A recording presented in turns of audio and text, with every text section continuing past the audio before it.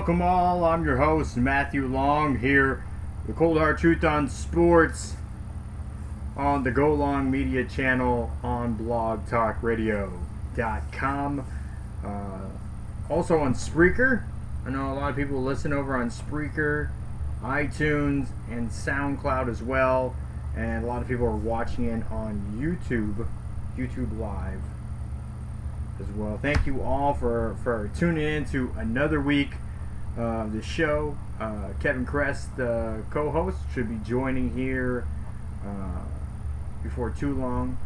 And this is the 216th episode of this show. It's been going on since 2012. In October, October. I'm gonna bring that up. Yeah, I just had it right there. Yeah. You're right. In October, will be coming up. October 23rd will be coming up on 5 years of me doing this show. 5 years of doing this show. 216th episode tonight. So we'll plan something for 225, which is coming up here in a few weeks. It's 9 more episodes. 9 weeks. We'll get something planned to get some big guests on here and do a little bit more to celebrate the show. A lot has happened here in the past week. We know that the NFL Combine was this past weekend. We didn't get as in depth into the Combine as we have in years past. We will most likely do an NFL draft show again. We did that special show last year for the NFL draft. I'll release my actual mock draft just a little bit before the actual draft. And for those of you in Tampa Bay, I will release a Bucks 7-round draft mock. Again, these are things, I'm not huge into progressive mock drafts. They're very time consuming. To go through every team and it's tough because you have to look at what they need. You have to put yourself in the mindset of the team of what they have on their roster, what's available in free agency, who have they already picked up, how could that change their team. Do you think that there's an upside? How do you think this person's going to contribute to the team? There's a lot of variables involved. So I just don't want to slap something together and put it out there. Here's my guess. This is what I think. I put time and effort into it, so because I do want to give my best prediction. It doesn't do me any good to put my name on something that is half-assed. So I try to put enough thought into preparation into the things I do. So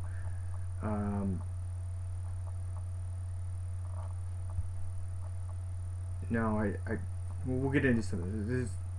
I'm not going to get big into tagging, free agent tags and stuff like that. There was a little bit of action today. Because today was the official day of the tampering period, where unrestricted free agents can start talking to teams. So we saw guys like Dan Carpenter, kicker, many years in the league. He was released by Buffalo today. So that's these aren't. There isn't anything groundbreaking that really happened today as far as transactions going.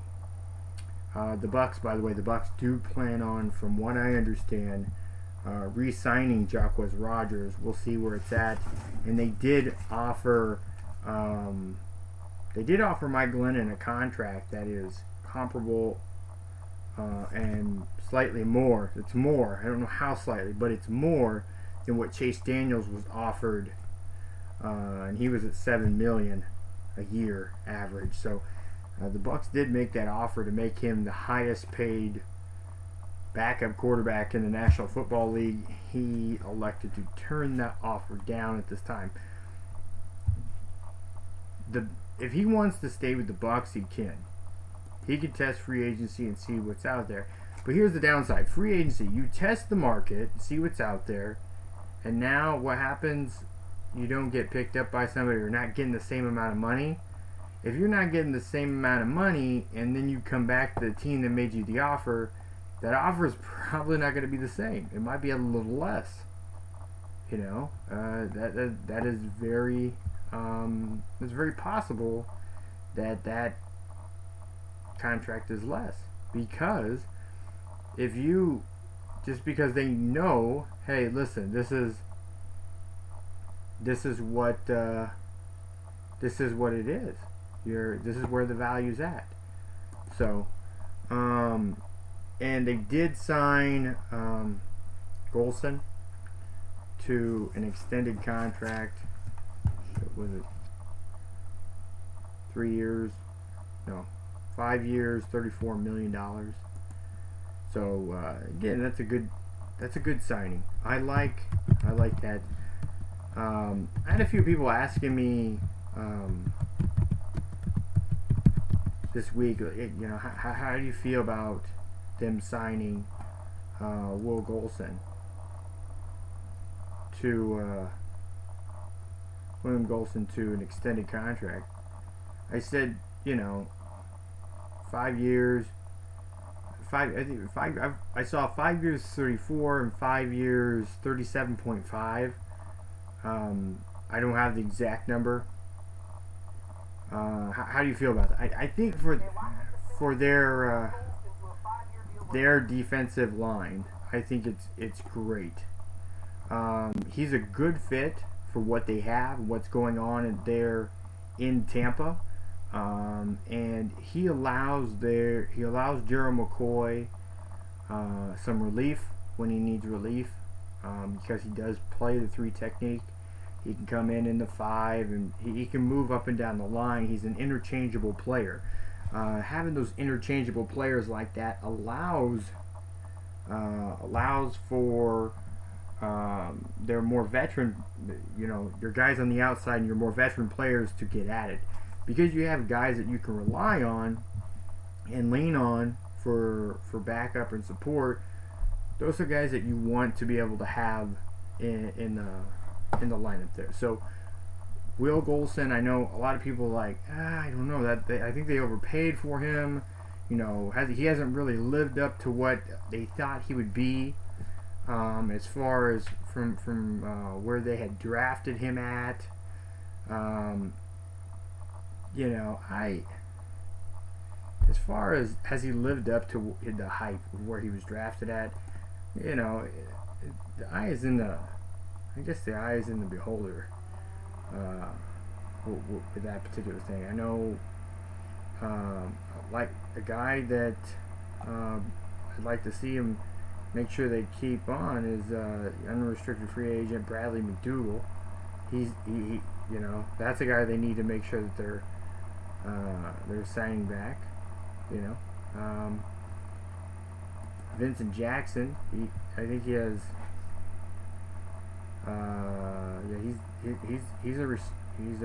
He's a free agent, unrestricted free agent. I mean, they have a lot of free agents on this team. Akeem Spence, he's another one that I could see them re-signing. Mike Glennon's gonna walk. Joe Howley, he's another guy that they're working on signing that contract. They've also been in free agent Mangold. He's another center that they've been in talks with. Brandon Myers is more of that blocking tight end. He does have some ball catching ability. He's not going to get like the 2.1 he got before, but they're going to be in talks with him to see what they can do to keep him around. And obviously, Alteron Werner was released, so they're not going to be bringing him back. So Vincent Jackson, he said he doesn't have any plans on quitting yet, and he also doesn't plan on leaving Tampa. So they'll probably work something out. It won't be the $11,111,111 that he made last year, or a price near where he's been making the last few years. It would be substantially less than that, because his average salary has been about $9.9 million over the last 3 years. So I don't look for him to make that much. It's probably going to be closer to,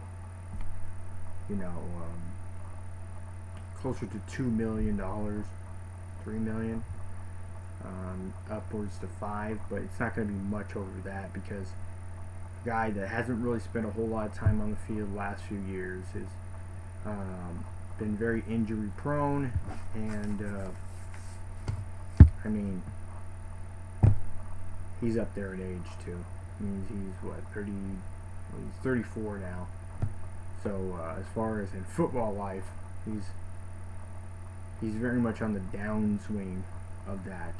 So let me again welcome on our co-host Kevin Krest. How are you doing tonight, Kevin?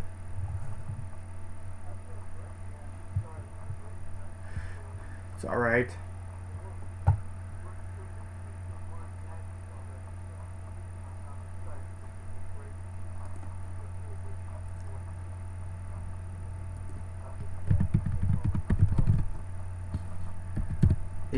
The funny thing is, we're only a few days from Selection Sunday, but I know, and some people have built up Selection Sunday as some sort of a holiday, kind of like opening day in baseball. But the thing is, with pretty much every team that ends up in the Sweet 16, at least the Elite 8. The Elite 8, Final Four, they're going to be one of the top 6 seeds anyways. Is it really all that important to have Selection Sunday? It be so big? Because on Selection Sunday, we pretty much already know who the 1 and 2 seeds are for the most part now, or 1 through 6. Is something? What do you think the big purpose behind Selection Sunday is for the tournament?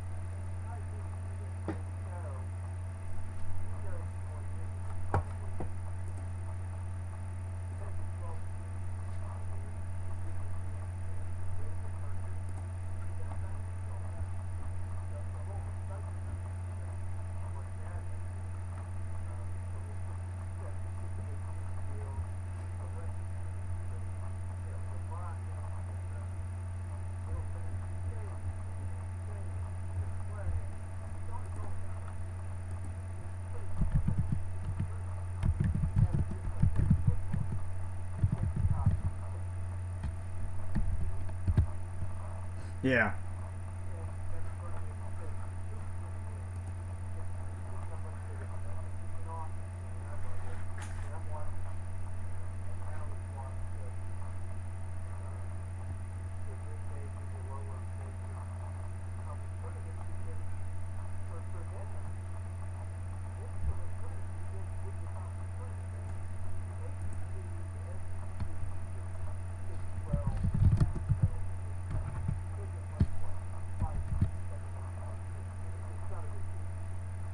Yeah.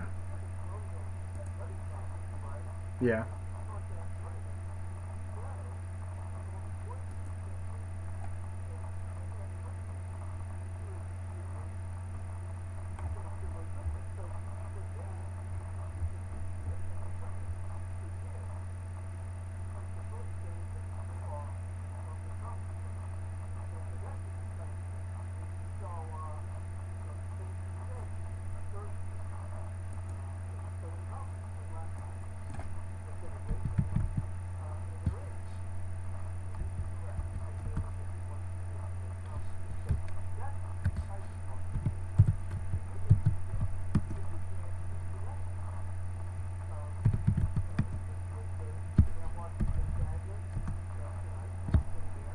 Mm-hmm.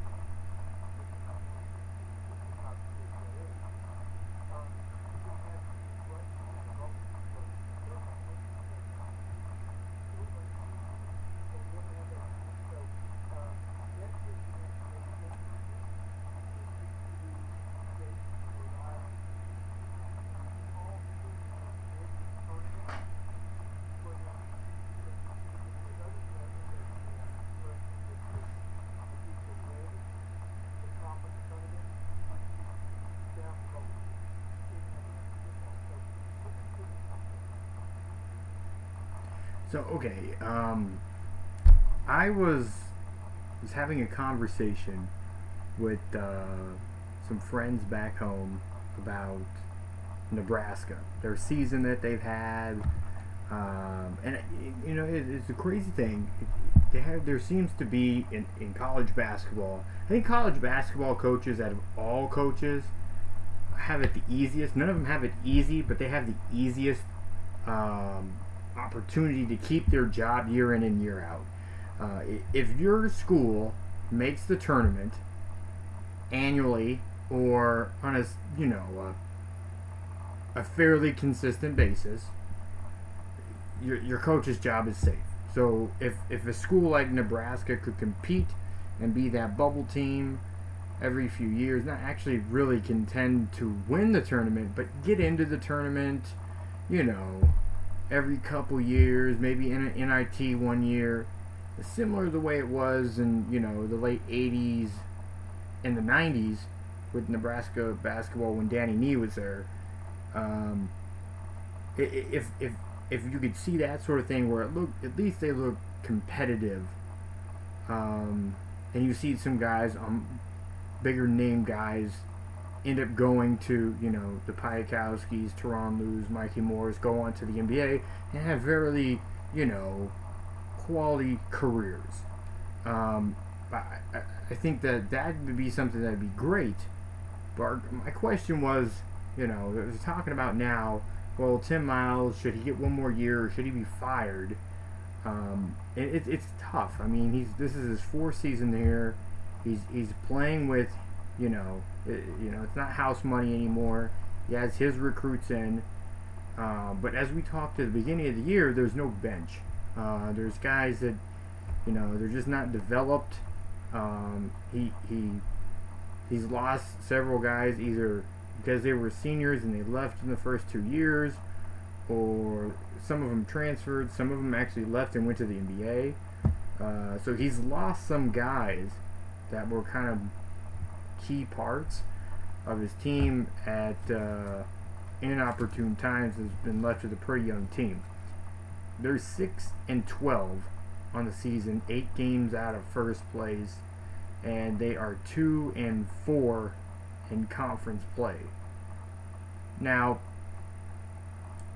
4 straight, if they won out in the tournament, because if they beat Penn State, then beat Michigan State, then beat Minnesota, and then would have to beat either Illinois, Michigan, or Purdue in that next game, and then it would be between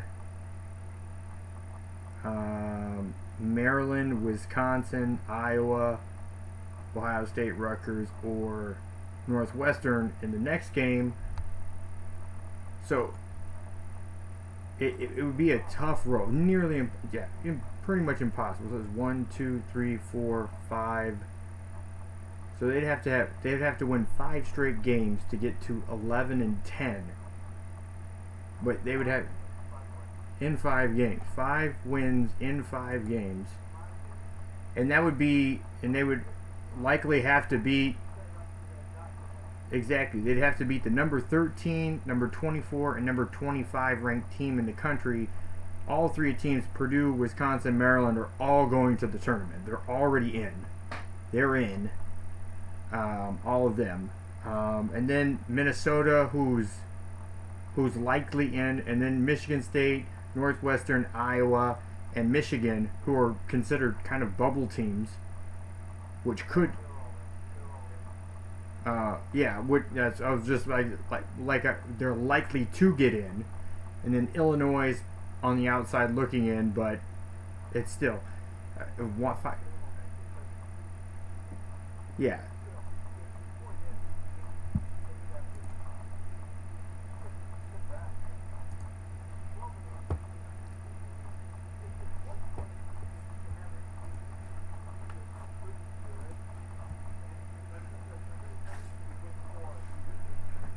Mm.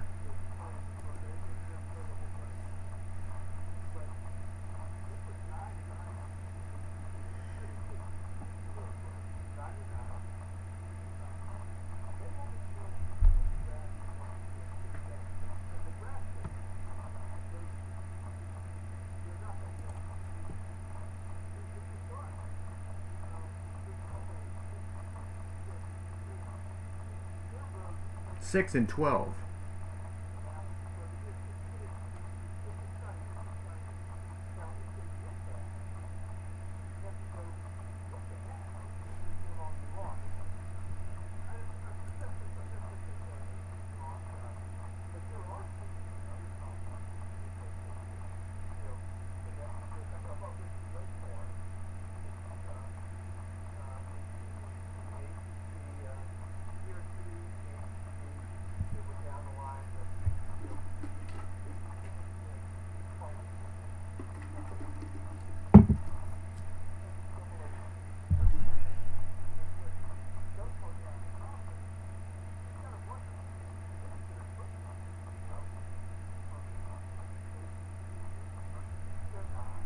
Probably not.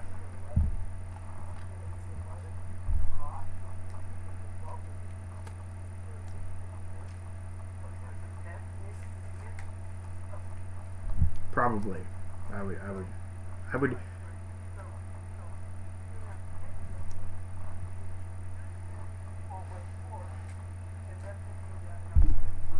Yeah.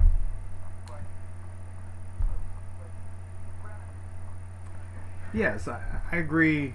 Yeah, they're not. But here's a question. Here's a question I have. Okay, so we have 64 teams in the tournament, right?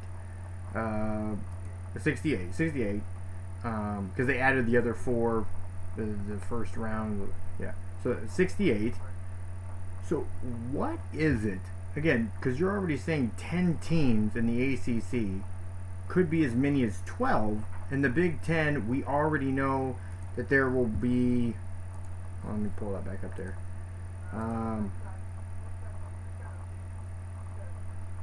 So let's see.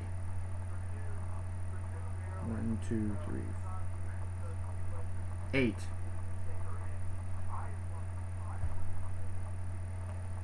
So yeah, I would say 8. So we could see 8. So okay, if you have 8 teams, well, I'm just saying, I'm just throwing out a number because I mean they're 10-8 or 10-8 in conference. I'm just looking at the conference record.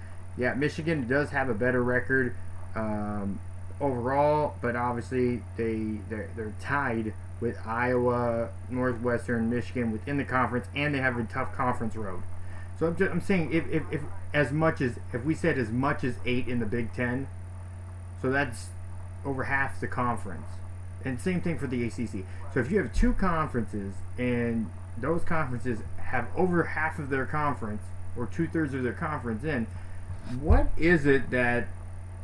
How is it that a team like Nebraska or those teams that, for whatever reason, just how is it that they get? How do they get in? How does their coach get to that point? Because with 68 teams and over half of your conference, or half or more of your conference getting in every year, it doesn't seem like it's too far-fetched to make it in. I mean, is there just something? Is it because I look at the top states? Do you know what the top states are for college basketball recruiting? I don't know if you've ever taken a look at that before.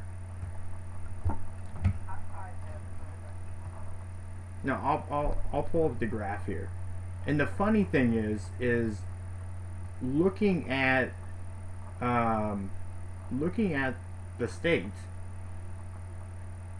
that are top in recruiting for college football, and you look where Nebraska is in respect to it, and the states that actually are getting it, we're thinking, it makes you stop and think, how do they get recruits, but you can't give them to Nebraska? So, okay, here we go. The top states for recruiting, the top 25 states are Oregon, California, Utah, Kansas, Oklahoma, Texas, Iowa, Michigan, Wisconsin, Illinois, Indiana, Ohio, West Virginia, Tennessee, Kentucky, Mississippi, Louisiana, Georgia, Florida, North Carolina, North Carolina, what's that one? Virginia, Pennsylvania, New Jersey, New York, and I want to say that's Rhode Island, or Massachusetts. No, Massachusetts. Yeah, Maryland. Yeah, Maryland. So those are your top 25. Now, if we look at those schools, I mean, with exception to Florida, Texas, Nevada, Arizona, New Mexico, California, all of them have crap weather. At some point, you get snow, it gets cold, you're in the middle of nowhere. There's not major cities. Most colleges are not in major cities, with exception, like LA, Miami. You really don't have them in major cities. I was looking at the bracket from last year, the teams that were in it from warm weather: Arizona, UC Irvine, Miami, UCLA, Texas A&M, CC,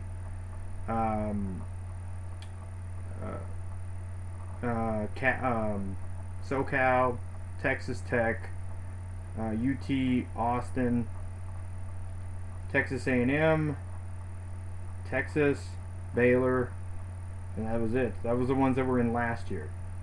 The top 25 teams this year. Who do we have? UCLA, Arizona, Baylor, Florida, Florida State, Miami, and then Cal got honorable mentions for the USA Today poll, and they're not. Yeah, so I'm just saying these. These are these. So it doesn't have to be warm weather. Obviously, you don't have to be near major cities.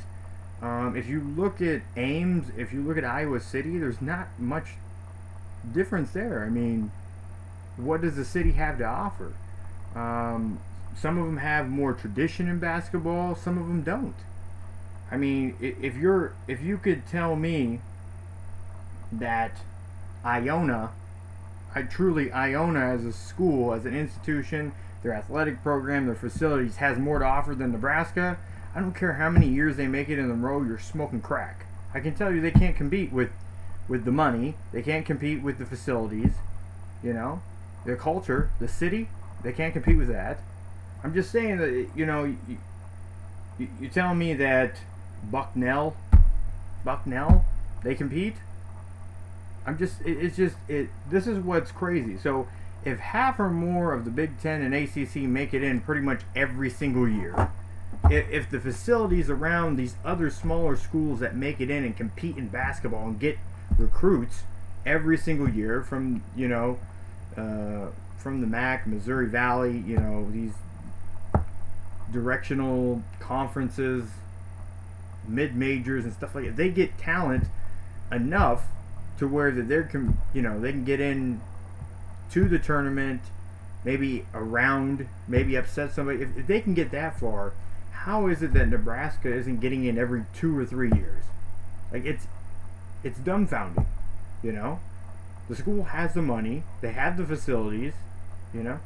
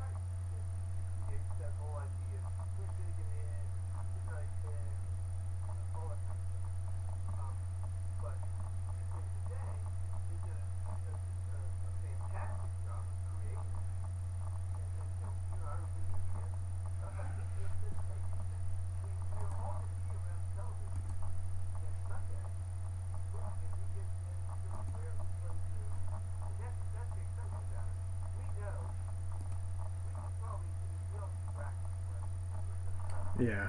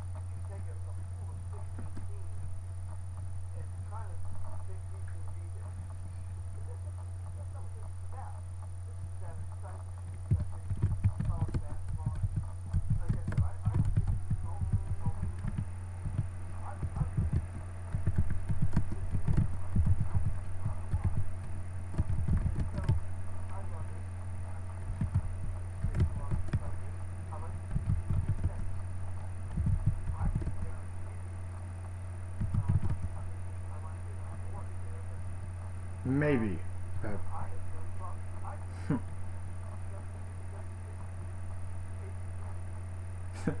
What are you, Oprah? You get a car, and you get a car, and you got a seed. You're in the dance. You're in the dance. Kevin Winfrey. I like the ring.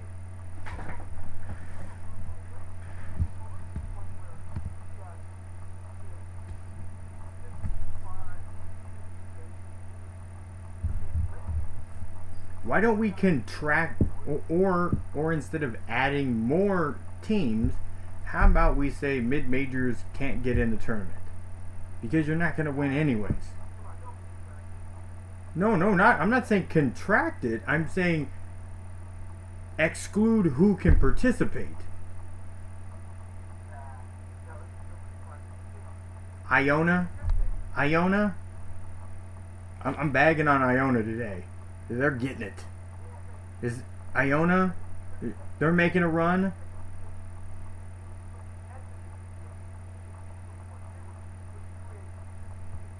Ooh.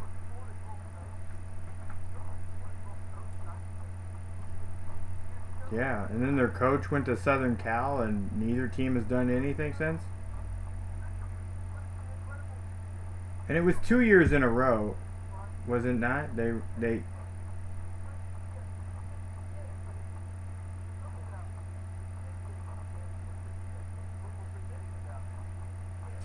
Are you fighting for participation medals in college basketball? Is this what you're saying?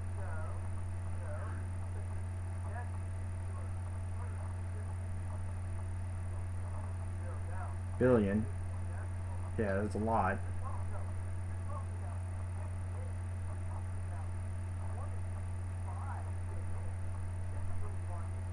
Yeah, and how many teams in college football of 128 have a chance to win? Six, four right now. Actually, four. And we were talking about moving it to six, and beyond six, it just doesn't make sense. So why is your logic for college football and college basketball so polarized? Why is it so polar different? What do basketball kids mean more? Do they have?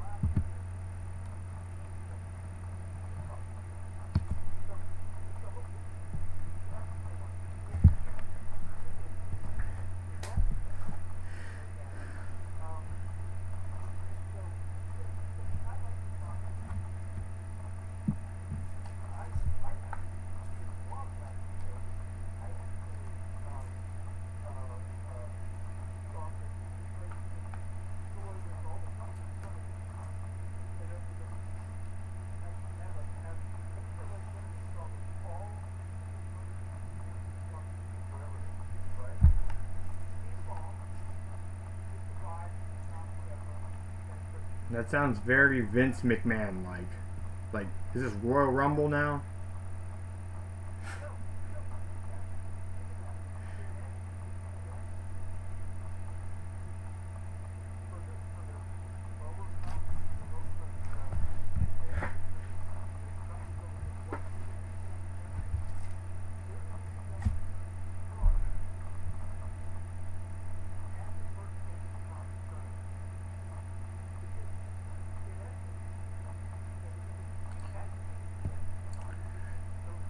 So you're saying, okay? So hold on. So if teams tournament started at the beginning of their conference tournament, then by the time that we got to the actual tournament and crowned those champions,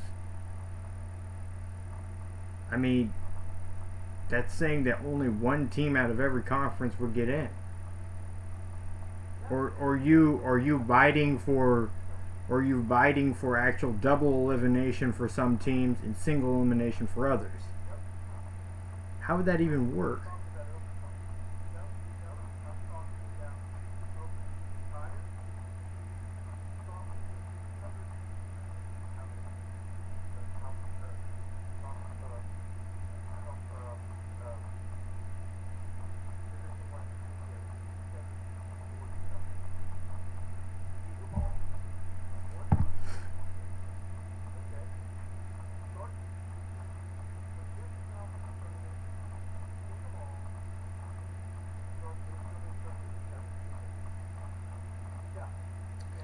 So hold on. So there's 304. Let's say 340. So you're splitting that into four. Is it still four different regions?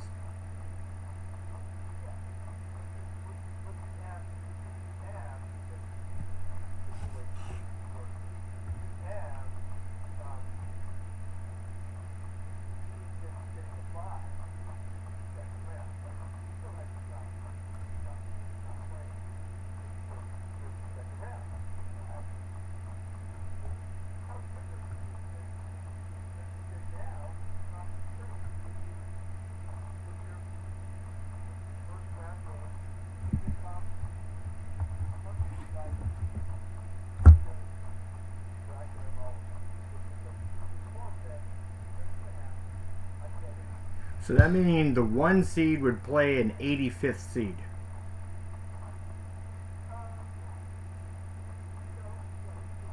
So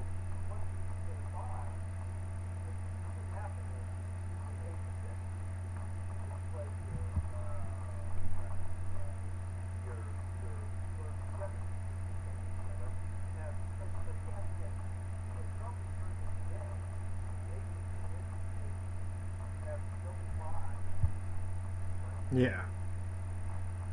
And Big Ten does too. Big Ten does too for their top four teams.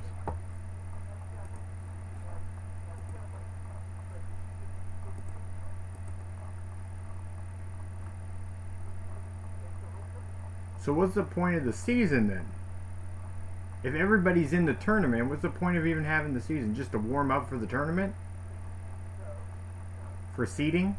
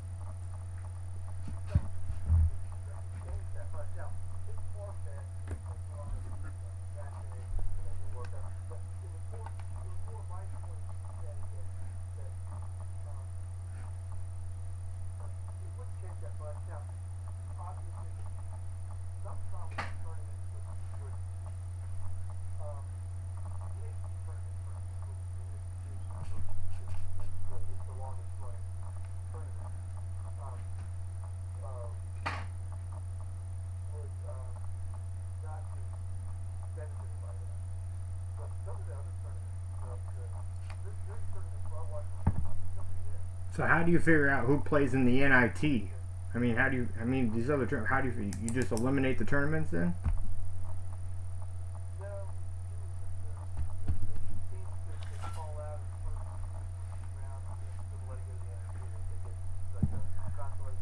So you're talking about the the 84th and 85th. So basically the 85th seeds, the worst teams in all of college basketball now go to the NIT.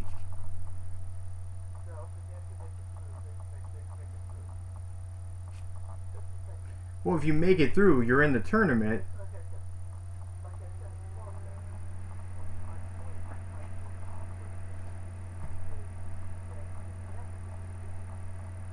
Yeah.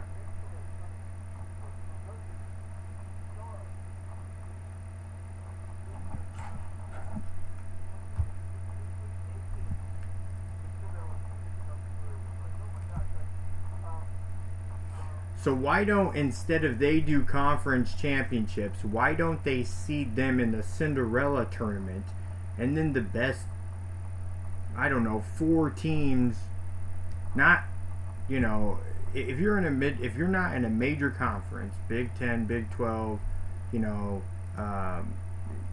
basketball conferences, Big East, if you're not in one of the top 6 conferences, then you have to go through a tournament and make them go through the tournament to qualify for. This takes your bubbles and all that stuff out of the picture because they have to go through a tournament to get into the big tournament.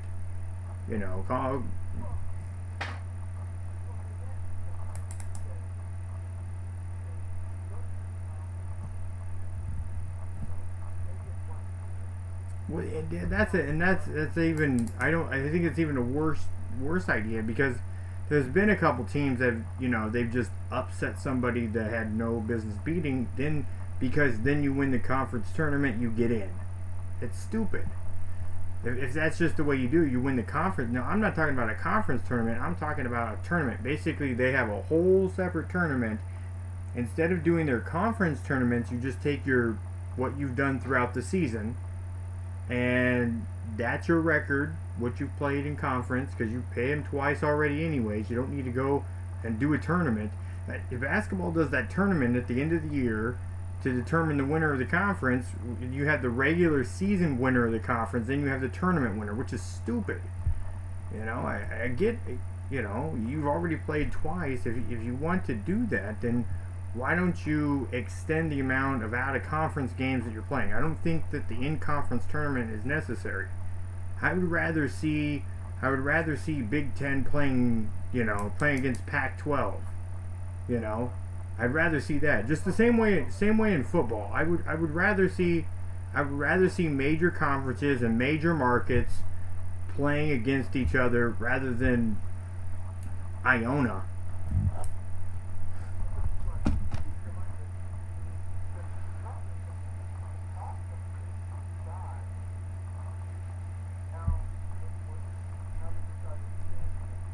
Well, they decide 2 champions. They do a regular season champion, and then they'll reward a conference tournament champion. Sometimes it's both. Sometimes it's the same team.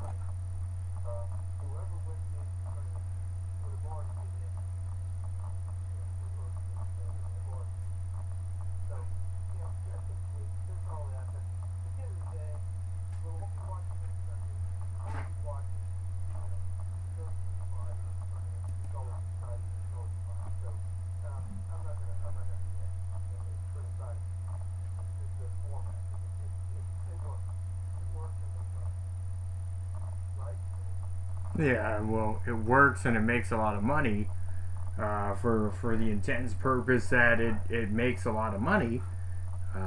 Doesn't make a lot of sense. I don't know.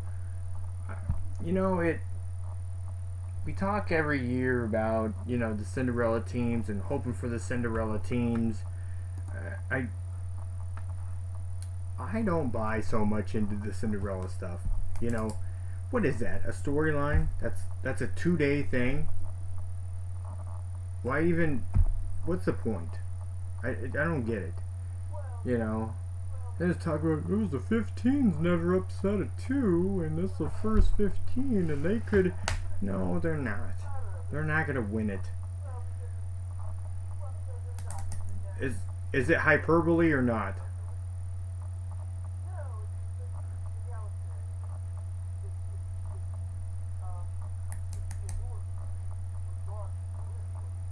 You're hold on, wait. So you're saying people go to the tournament because they want to see Vermont or Norfolk State make a run. That's why they go?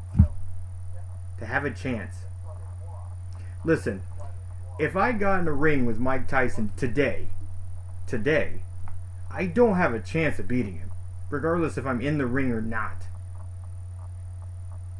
If we're gonna box, I have no chance of beating him today. In 10 years, I would be willing to bet Mike Tyson would whoop my ass in boxing in 10 years and a decade. Even if I was still 30, 60-year-old Mike Tyson, 35-year-old, I would get my ass whooped.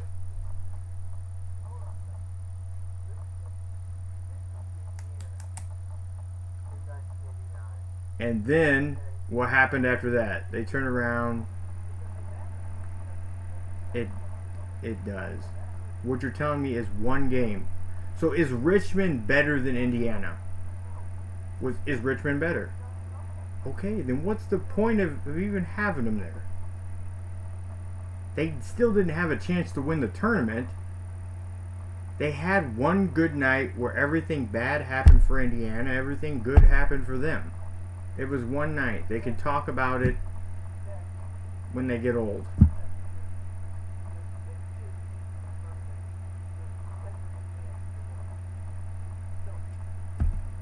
If that.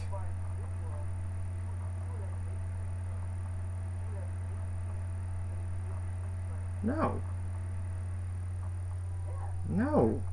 No, that's not what I'm saying. What I'm advocating is major conferences being in the tournament, and if you're a mid-major, you have to be in another tournament to get in, and there's only 4 of you get in, and there's your Cinderella hope. 4 teams that have went through single elimination tournaments to get there. They're going to be so beat up they get beat the first round anyways. I'm going to stack the deck. I'm even going to stack the deck even more against teams that shouldn't even be there.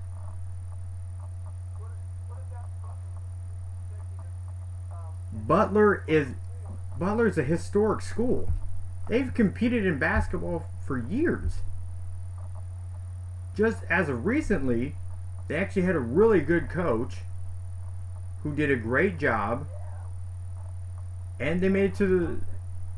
And he left for the Celtics. And have they been in the Final Four since then? No. I don't think I am. I think you're missing the point because you want to have, Cloud County University from Iowa playing in the tournament against Kansas. Listen, they should go play Midland and stick to the JUCO conference, the JUCO championship, and let's not. I mean, what are we doing? I have I won't even watch the first. When you get to the Sweet 16, I'll start watching. I don't even care before that, honestly. I don't want to.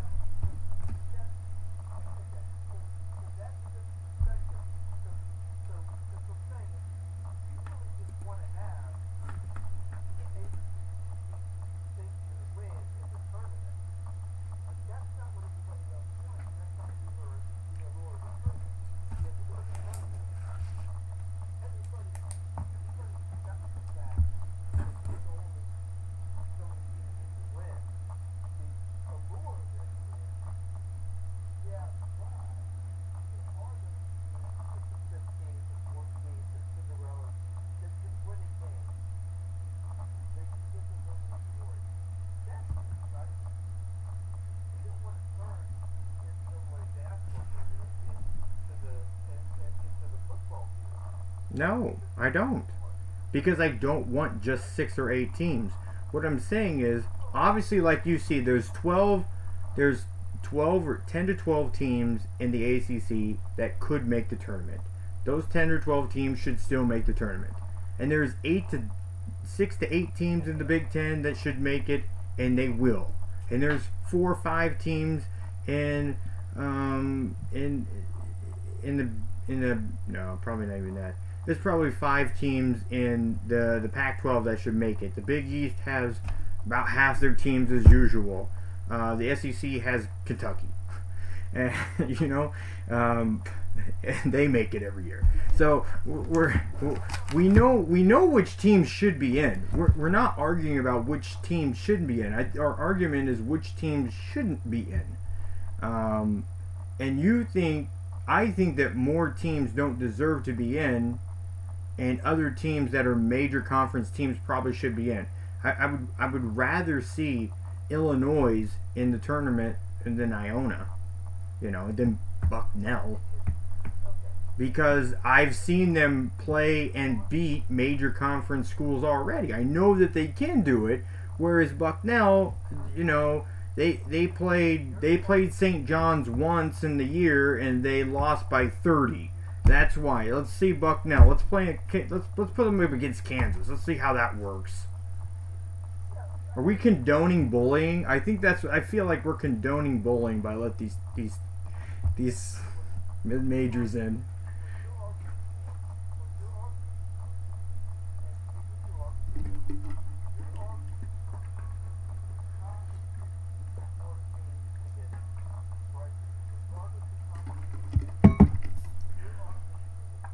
.48, 64, the top 64 in, and then you have 4 other teams that fight to get it. Yes.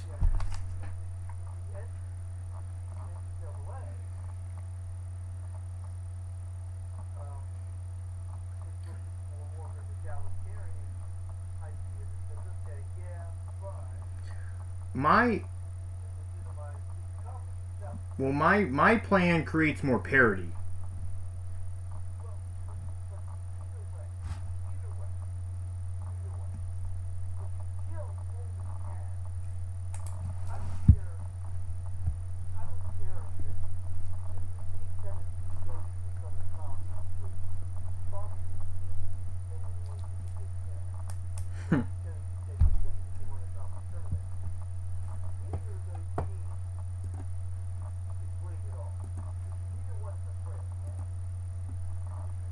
Yes, absolutely.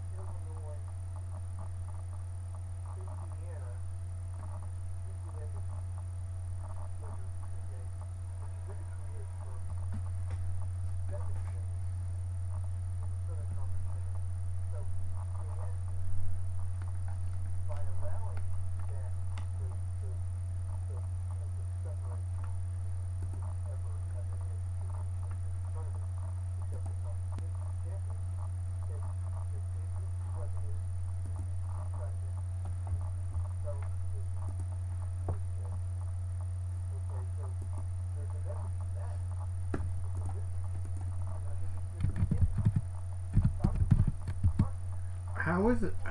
Explain the business model side. It just.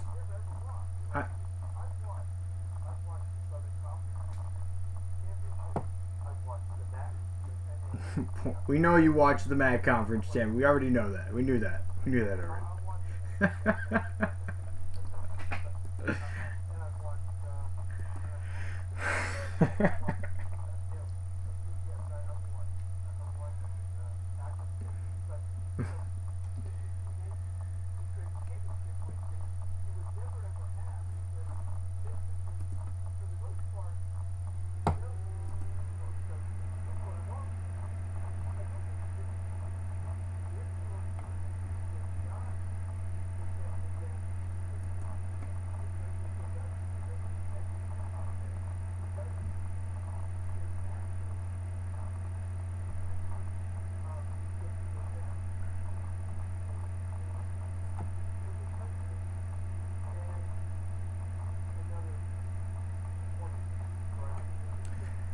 Dayton.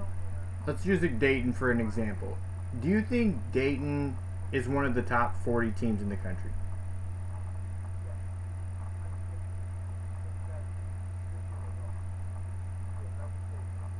Okay, and Vanderbilt.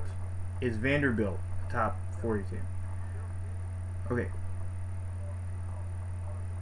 Okay, Dayton barely, because we've already agreed that Nebraska doesn't deserve to be in right? We agree on that. They're not.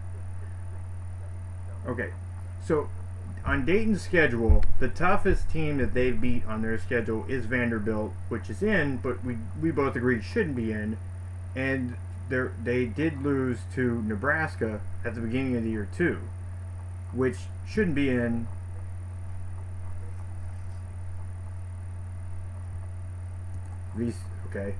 VCU. So they beat Vanderbilt and VCU. And they lost to Northwestern, which was, they lost to UMass.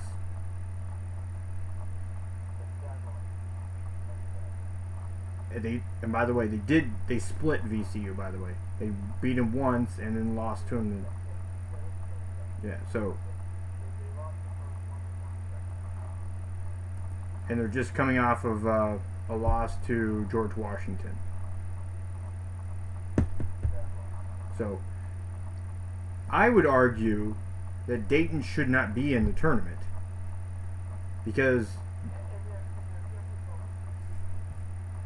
but they're an 8 seed right now. And 8 seems pretty far in to be a bubble team.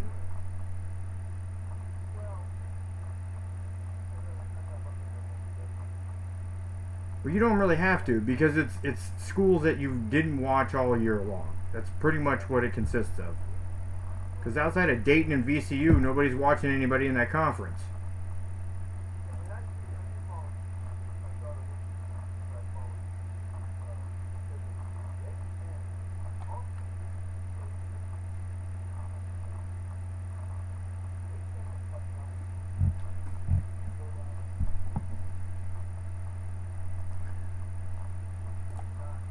I guess they beat St. John. They beat St. John, who's an independent. Actually, they beat them pretty bad. But St. John's has fallen off.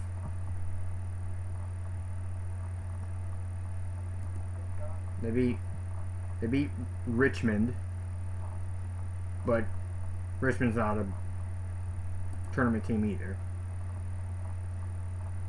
Xavier. I don't even see Xavier on their schedule. I was gonna say. Yeah, Xavier's Big East, one of those.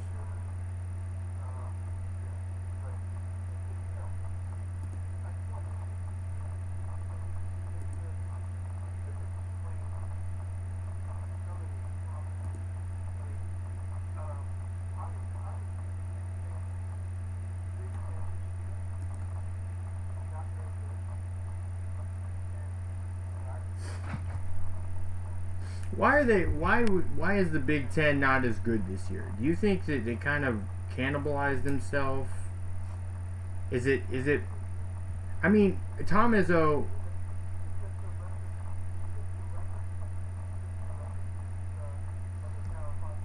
Well, that's the thing is, other than Power 5 conferences, they played the top of the Pac-12, and then they played the ACC, which is the best conference. You know? Yeah, but I'm just saying. I'm not saying that.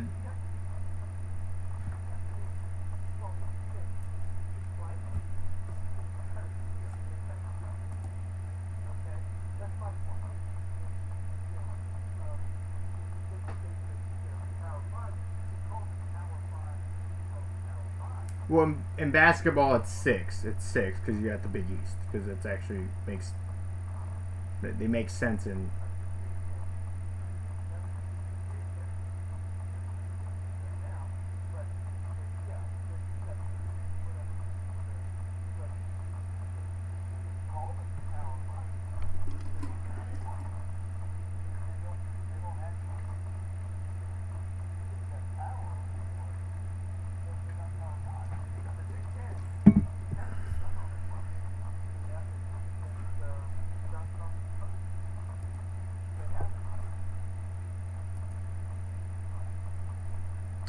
I'm not going to argue. I'm not arguing that. I'm not arguing that. I just think I do feel like they've played a little bit stiffer competition. I mean, like for example, Nebraska, we say they weren't very good. I thought at the beginning of the year Nebraska had a chance to make the tournament. I know they didn't have depth, but I was hoping maybe somebody, you'd see some of that development over the course of the year. I mean, you beat Dayton, you lose in a close game. It was a little bit. I mean, you lose by 9, but it was a pretty close game against UCLA. Again, that was just depth not working there. You lose a close game against Virginia Tech, which is clearly a conference team, ACC. Again, close game. They just weren't hitting the shots, and again, depth being some of that problem. Clemson, again, close game. They lost by 2 to Clemson. They lose to Creighton, close game against Creighton when they played Creighton. They lost a close game to Kansas. Yeah. They beat Indiana, they beat Maryland, they beat Iowa. Then they end up losing a close game to Northwestern, a close game to Michigan, Ohio State, Rutgers by 1. Again, Northwestern beat them twice. Purdue, they won. They beat Purdue. They lost a close game. It was a 9-point margin. It was closer than that if you watched it. They lost by 11 to Iowa, and then Wisconsin beat Penn State, beat Ohio State, and then lose to Michigan State, Illinois, Minnesota, and Michigan. And now they're in the conference. I'm just saying, they played. It looked like they outside of not being able to finish sometimes with the shooting, it just wasn't consistent, and not having it so much depth. It seemed like they were a team that could make it there. Now, so I guess my question is it fair to look at this kind of like what we looked at the football team a year ago, where it's a few small losses in the wrong direction? Do you think that, looking at it from that perspective, that maybe this team next year should be considered, or will end up being considered for the tournament? Just, looking at it like that,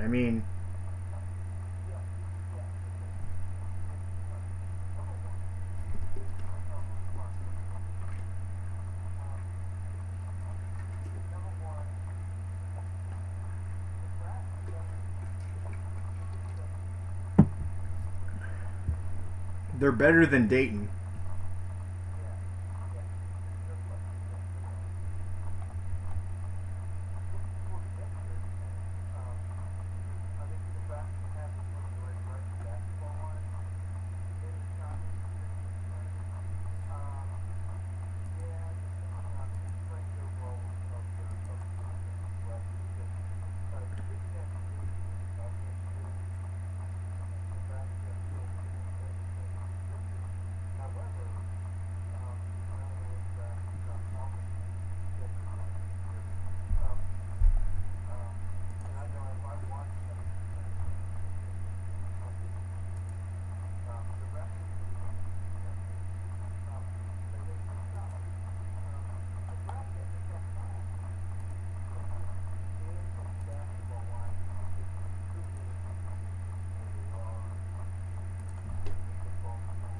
Yeah.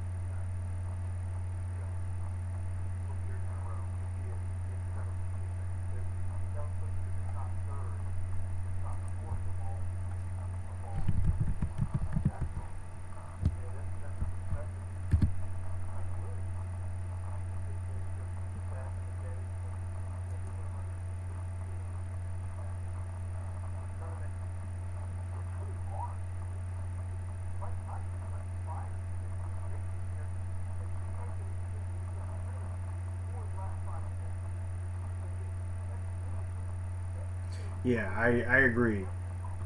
But keep in mind, he's actually an outlier.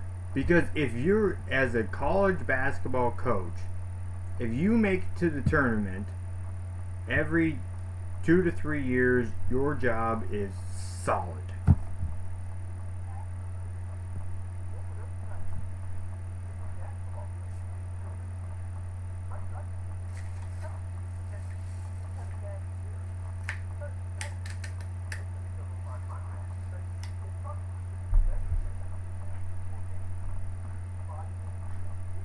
Yeah. And if they were in the Atlantic 10 or Big East, they make the tournament.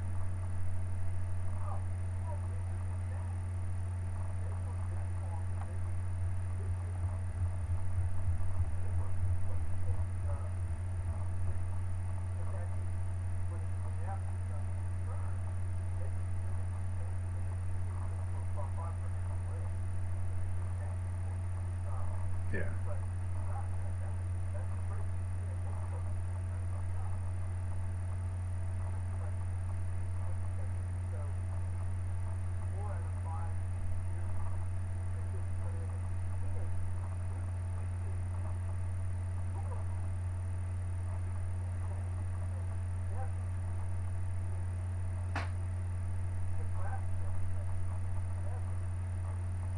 Never. Never. They won the NIT. They won an NIT, but outside of winning an NIT, that's it. They've been to the. They've been to the. They've actually been to the NCAA tournament 7 times. Danny Nee took them 5 of the 7, and that was from like 87 to 2000. 87 to 2000, they went 5 times.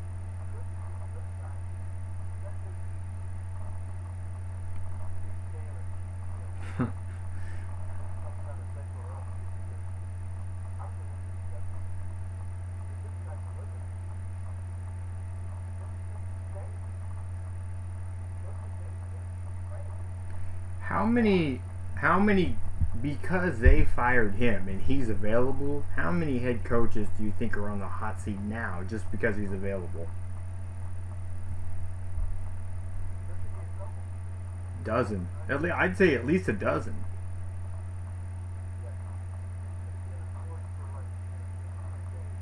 Yeah, he'll get picked up quick. Yeah, especially since the conference tournaments will be over in the next 10 days and we'll be into the tournament. Yeah, and the next, yeah, absolutely. Within,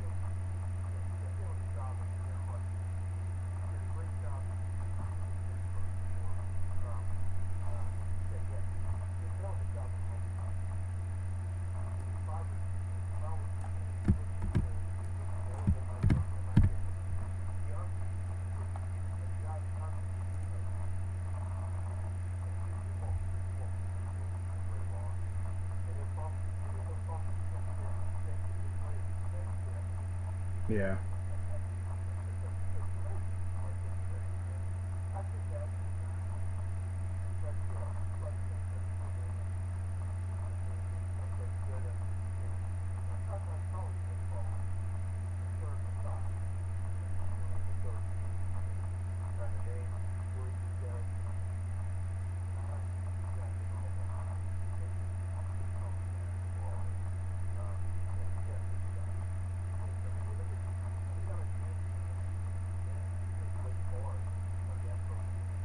Yeah.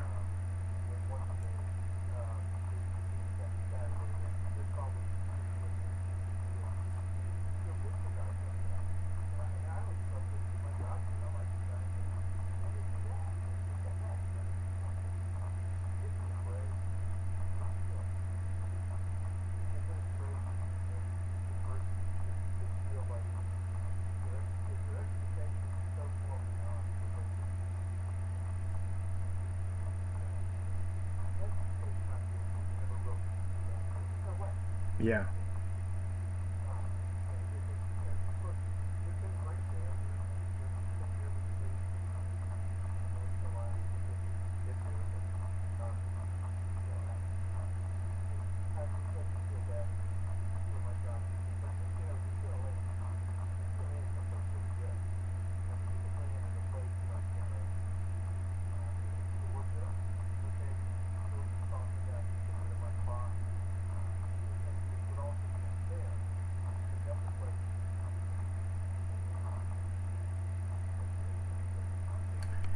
Do you think he stays in a southern school, or do you think you could see him go, out west or to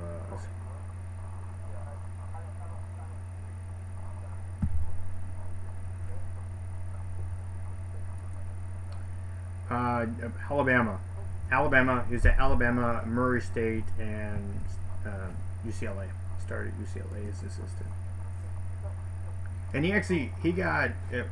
he got Murray State his first year there to an NIT, then got them to the then got to the NCAA tournament the next year, and then he left and went to Alabama in 2001, and he led them to a regular season championship in 2001 and 2002.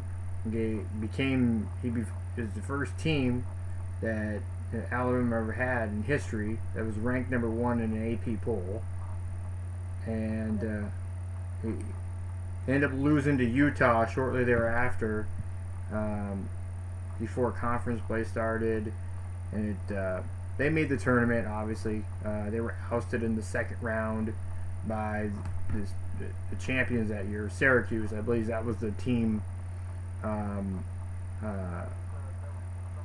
Carmelo. Yeah, it was Melo's team. Yep. So it's, and then after losing in the first round of, I guess it was like the following year, he was a fifth seed, lost to University of Wisconsin, Milwaukee. It kind of was kind of the end for him after that. So again, yeah. I mean, I'm looking at the record. I mean, to have Alabama at 12-12 is your lowest win mark. 12, 17, 20, 18, 24, 20, 17, 27, 25, 13, 17. I mean, you're Alabama. Yeah. Again, this is why I say with schools that have money, facilities, those teams can compete. And I think these football schools should have basketball teams that compete. And again, I think if the tournament is the best 64 teams, we see more parity. It makes more money for the networks because these big schools are getting more involved.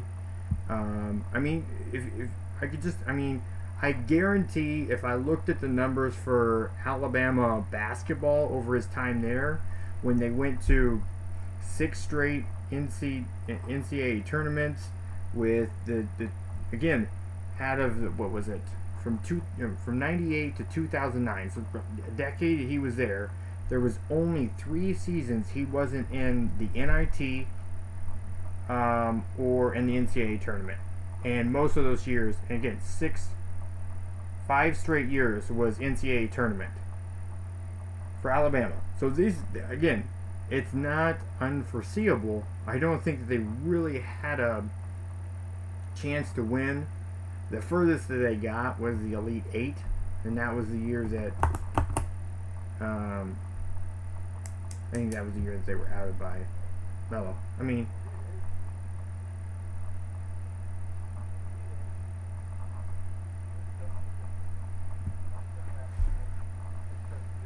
Yeah.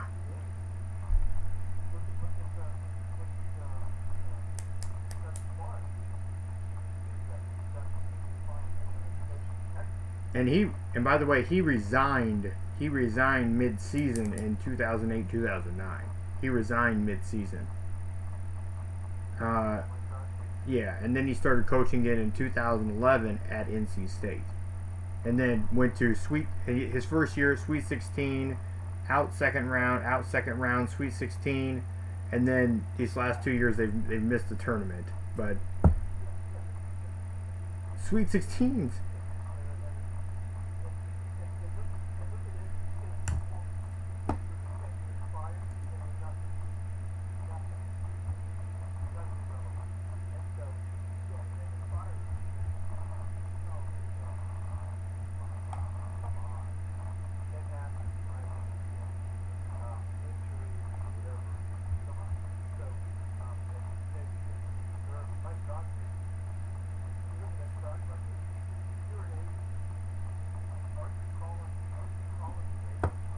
Yeah, I know. Okay, we got the guy that took Alabama and NC State to Sweet 16s, Elite Eights, and yes.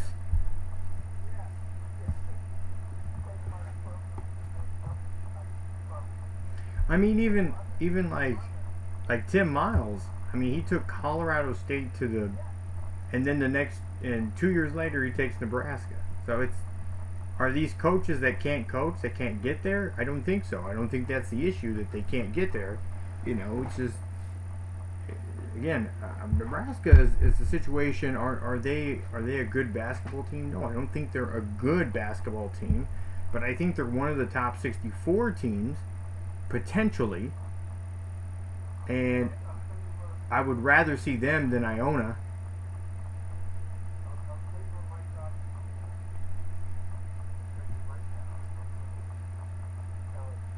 LSU? Did you Google that?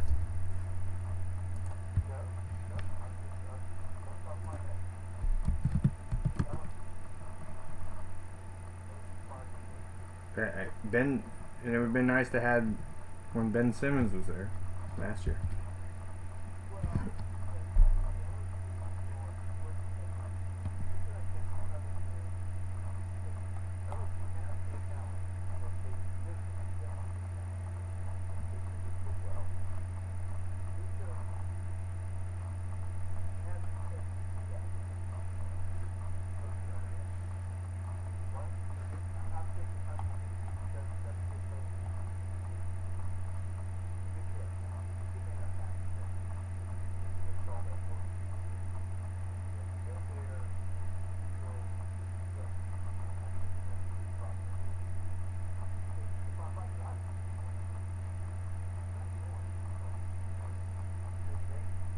Yeah, definitely not. I mean, you can still get a Power 5 school because you can go where who has money.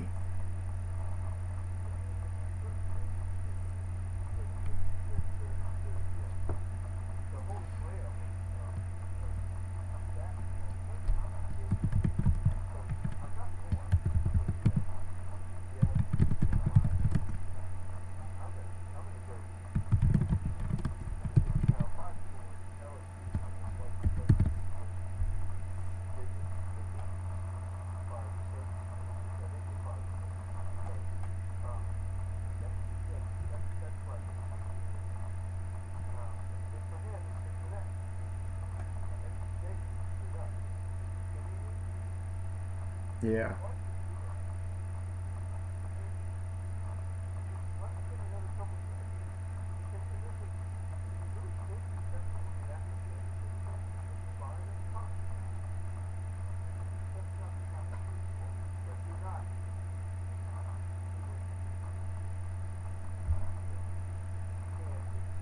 Let me ask you this. What do you think of a school like USF trying to lure in a name like that? I mean, they've tried to do it kind of in football, and I know that they've been known to bring in talent. Again, being in Central Florida, it's not a bad place to go. I mean, they've been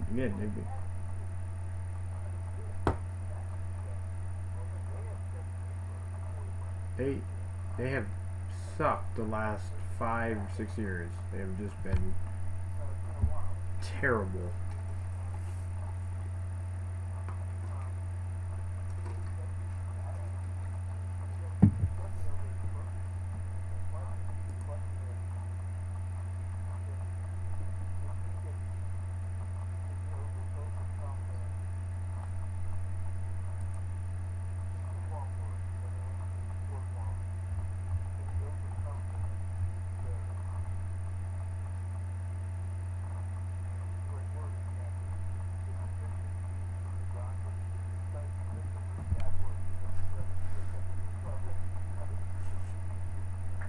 Yeah, I get where you're coming from. I don't, mediocrity is not. I don't think we hear mediocrity and really what it is, average. It just means average. For the most part, average. It's a really average program.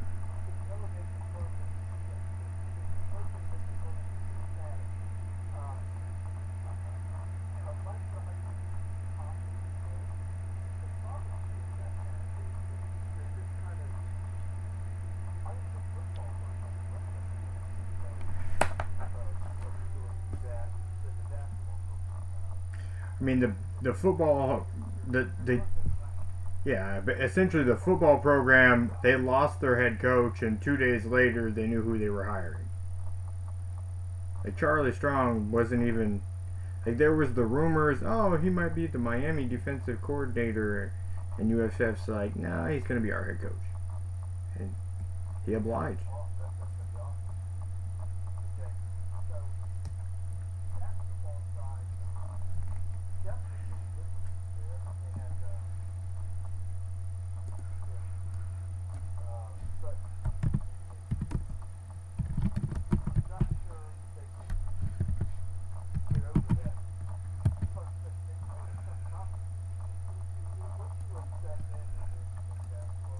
It's the AAC stuff. Yeah, they're still. Yeah, the American.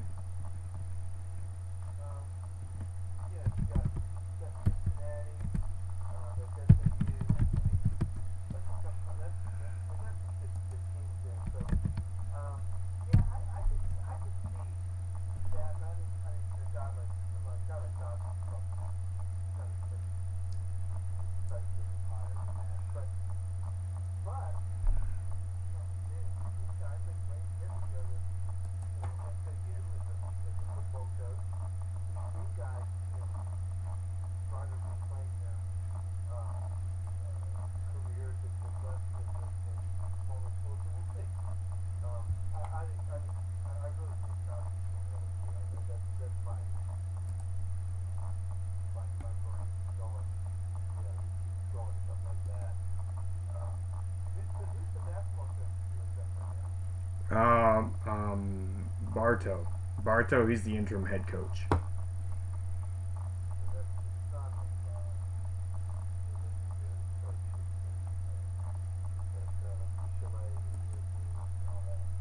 Yeah, Murray. Yeah, Murray Bartow. His first name's Murray. I think. Yeah, I think he is.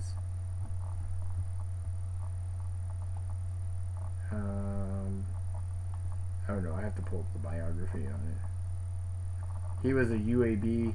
He was a coach for UAB. Yeah, Gene Bartow. Gene Bartow. Yeah, Gene Bartow is his father. Yeah, that's his father. Yeah.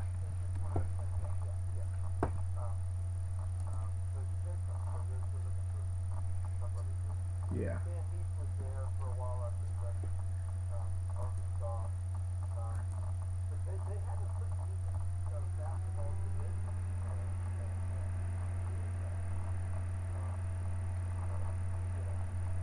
I mean, the thing is, like,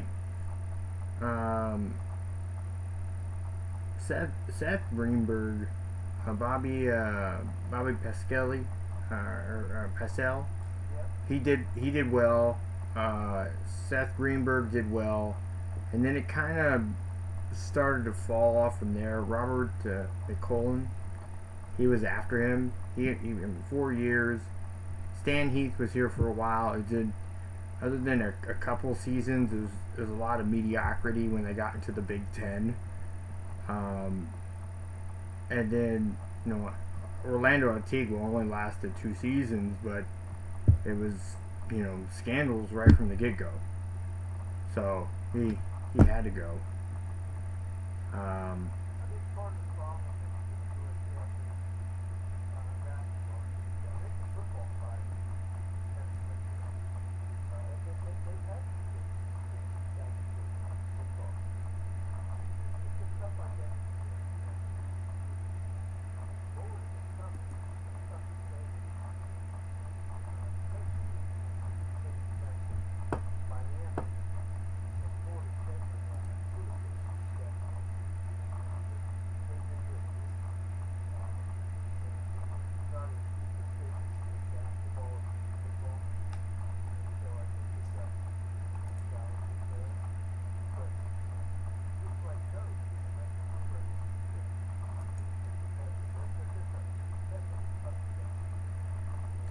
Yeah. I know they have Rod Strickland as one of the bench coaches.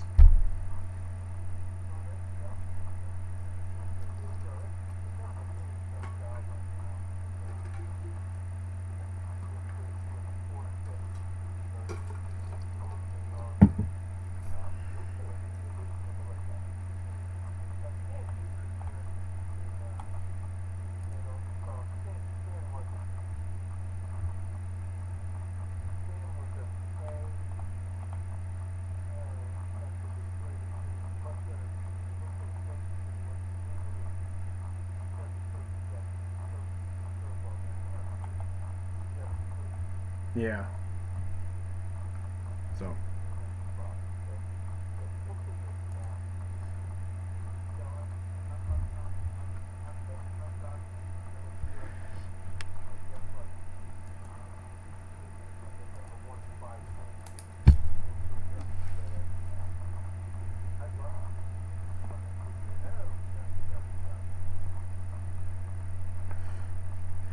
Alright, okay, we're gonna switch topics here. I mean, we spent over an hour on college basketball. March Madness, you gotta be ready for it. Oh, we did. We did. Talk a little bit about sports that pays the bills. The NFL, obviously, the scouting combine was this past weekend. We had the 40-time record that was broken. You know what? The thing that came out of that was, I think Ross is actually the biggest benefit of that is knowing that he set the 40 record. Is I know that he can run really fast now, and he's a great football player who can run routes. So his speed actually translates to the game. That's a refreshing part, I think. I think his stock did rise. There's a few guys there that stocks did rise.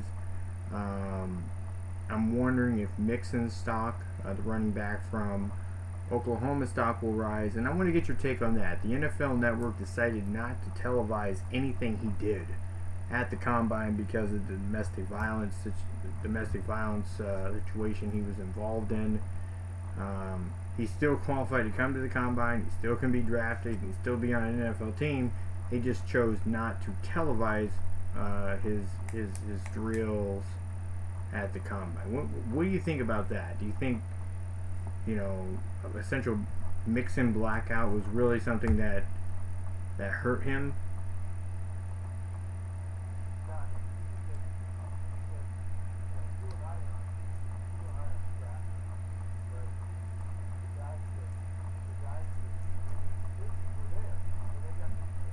Yeah. Well, no, he qualified for it. He did a workout. He wasn't actually part of the combine, so they didn't televise him on the combine. He was.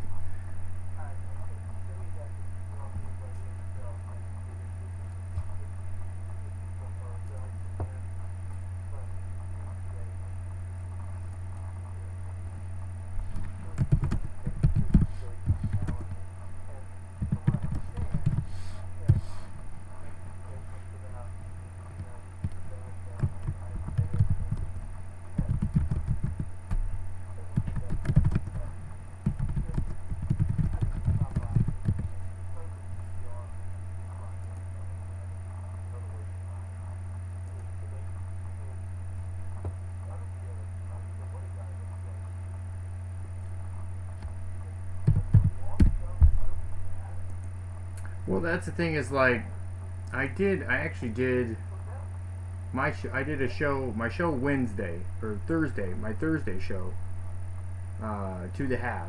I did on this very topic, and it is very necessary.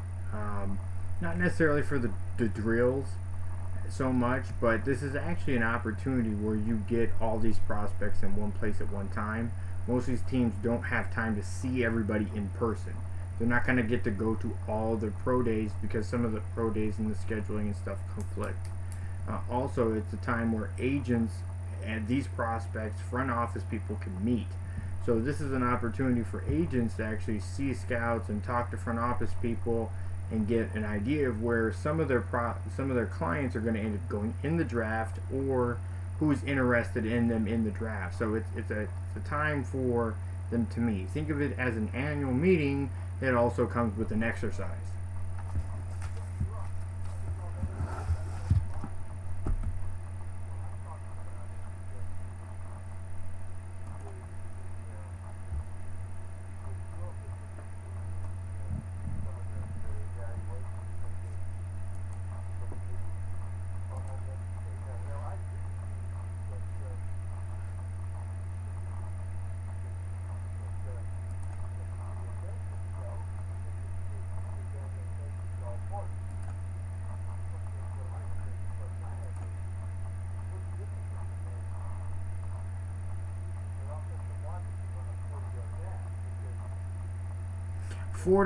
Forties don't matter, but you do want to see him.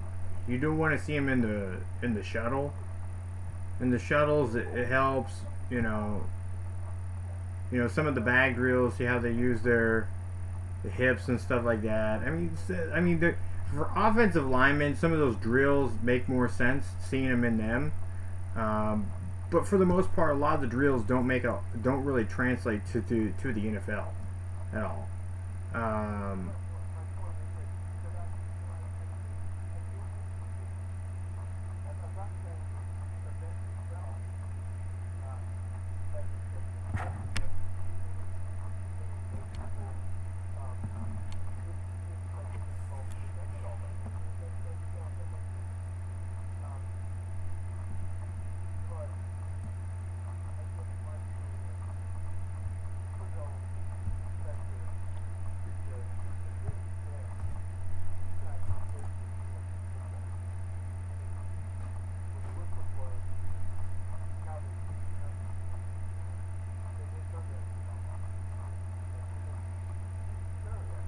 Yeah.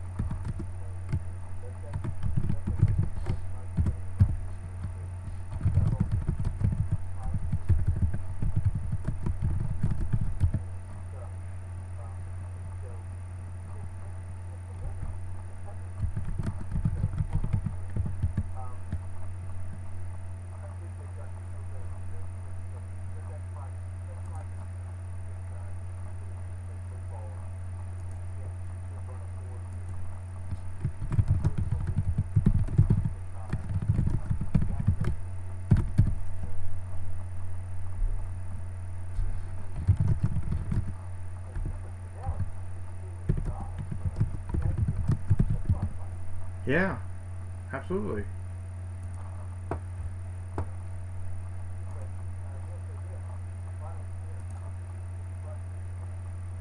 Yeah.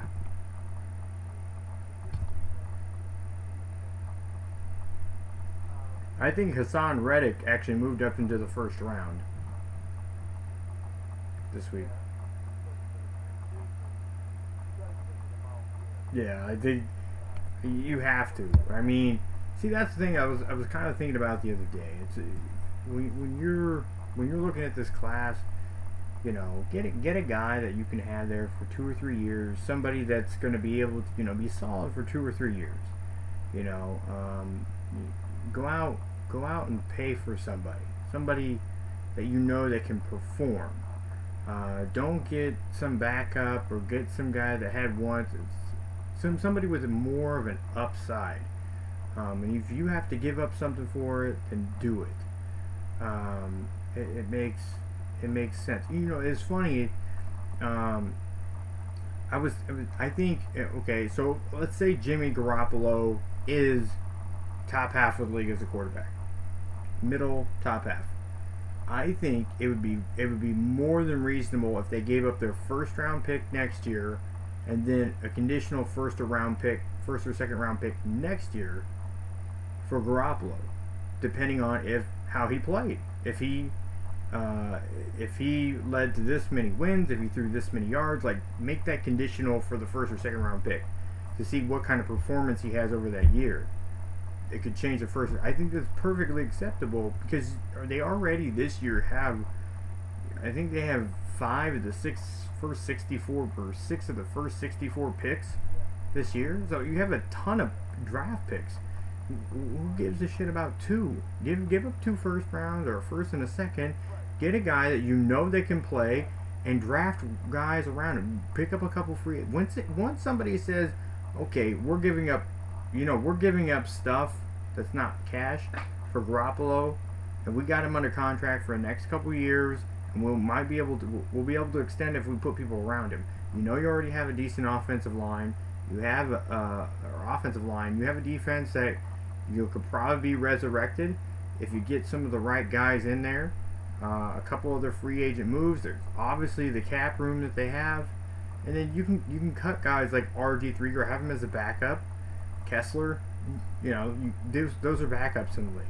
So if your 1 and 2 quarterbacks are Robert Griffin III and Jimmy Garoppolo, I mean, you're obviously in a better situation than several teams in the league, like the Bears, for example.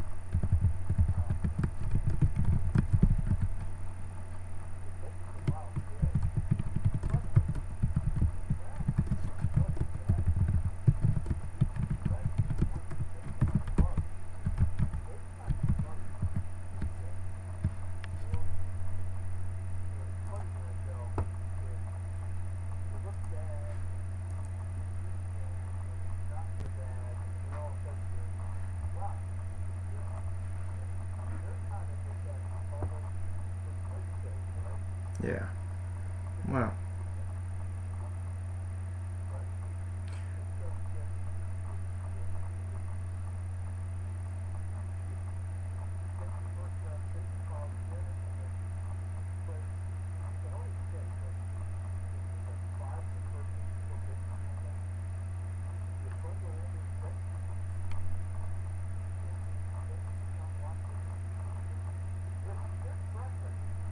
With Deshaun Watson, yeah.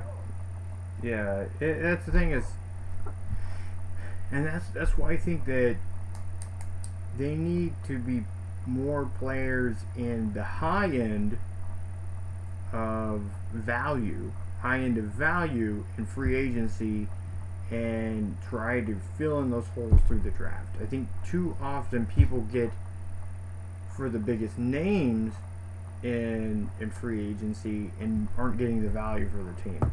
But then again, that's the front office. That's evaluation and scouting and stuff like that too. So that's where some of that stuff misses. That's why and teams when they miss, I think the problem with some teams when they miss, they're not willing to say, you know what, I missed. I'm gonna try to make it work. But that's the thing that's the problem. You missed. He's gone. Bounce. You're out. Cut. Next guy. I mean, I think that's really what the Patriots do well. Yeah, didn't work. Bye. I mean, they traded away that defensive end Jones last year and got Cooper and really didn't get crap out of Cooper. He ended up getting cut, but the draft picks that they got ended up being a left tackle that played pretty much the whole season. So, and another player, I forget who the other guy was. So they got 2 draft picks and Cooper. Cooper was a bust, and Cooper, I think he just got signed last week by, I want to say Minnesota, something. I was looking at league activity. He did get picked up, I think last week, but it's still. I mean, they still came out on top because they end up getting they end up drafting the tackle that they wanted that did perform, and they won a Super Bowl with him. So it was really ended up being a win-win in that sort of situation. Even though Chandler Jones ended up being a Pro Bowler and is going to get a good extension. He's in the money for that big contract now.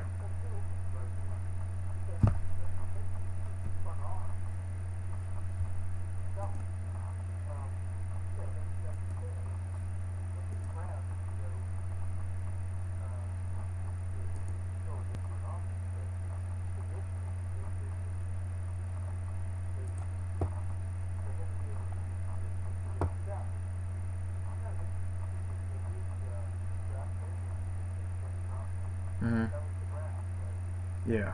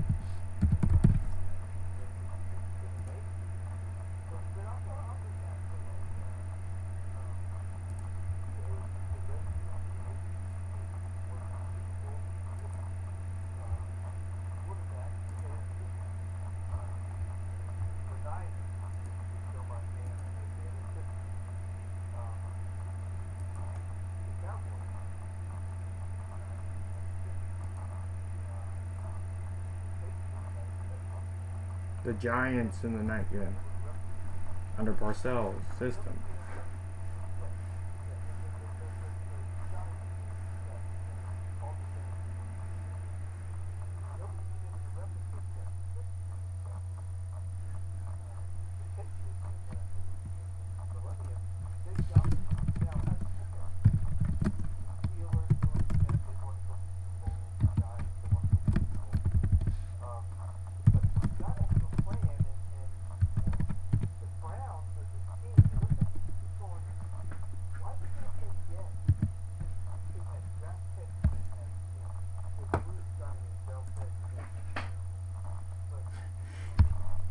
Yeah, and that's the whole thing. Is that was the previous people that blew that pick. Derek Carr was there. I thought Derek Carr would have been the best. I don't know how Derek Carr didn't go in the first round, but the Raiders saw him there in the second, and they jumped on it. And they obviously is the best pick that they've made for their franchise.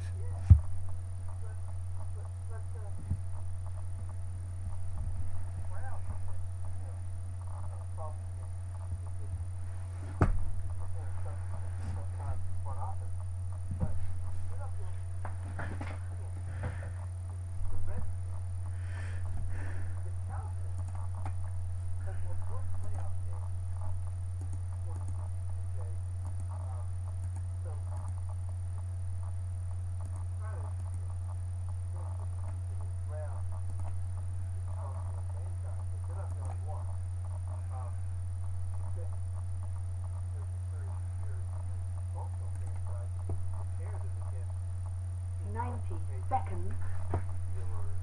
Mm-hmm.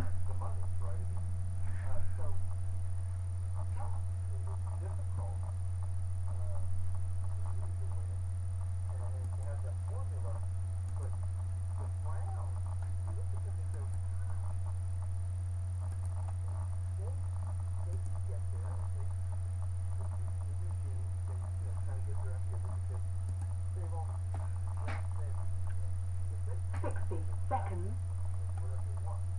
Yeah.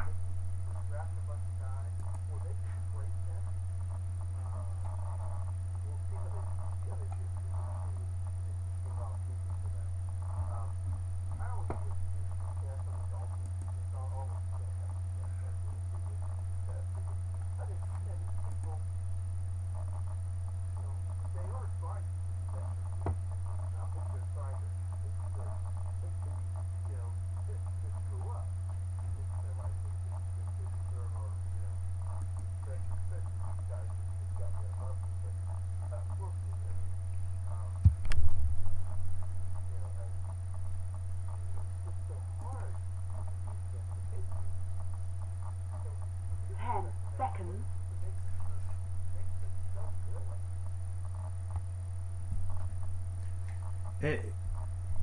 And that's just it. The great thing about the NFL is their system creates parity, right?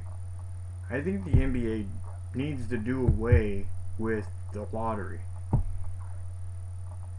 I think it's going to help bring some parity, and I think that's the big thing that hurts the NBA. There's no parity. I mean, we've known for the last 3 years that 5 years really that the Spurs and whoever LeBron is playing for is probably going to be in the championship game. 1 year we ended up having then Golden State was introduced, a couple years ago, and they're the one. So it's either the Spurs or Golden State and whoever LeBron's playing for. And that's a huge detriment to the league, because you really have, when you only have a small handful of teams that really are going to be there, it's a huge detriment for that league. But the NFL doesn't have that same problem. I think the NFL's problem right now is being able to get enough quality quarterbacks in the league so more teams can be more competitive. We're seeing teams always willing to reach on those quarterbacks. The problem is Cleveland's always in the position to reach, and they do, and it's just not reaching on the right guys. And I don't get the Johnny Manziel thing. I said Johnny Manziel was like a 3rd or 4th round guy if I had to grade him. He's small, no arm strength, not good accuracy. Outside of his little bit of mobility, his speed really wasn't there. I mean,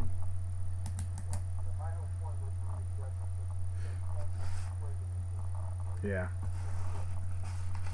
He looked his for that start. What was it, on a Sunday night football game? He finally came in and got a start, and it was like the worst first start for a rookie, probably most people have ever seen in their life.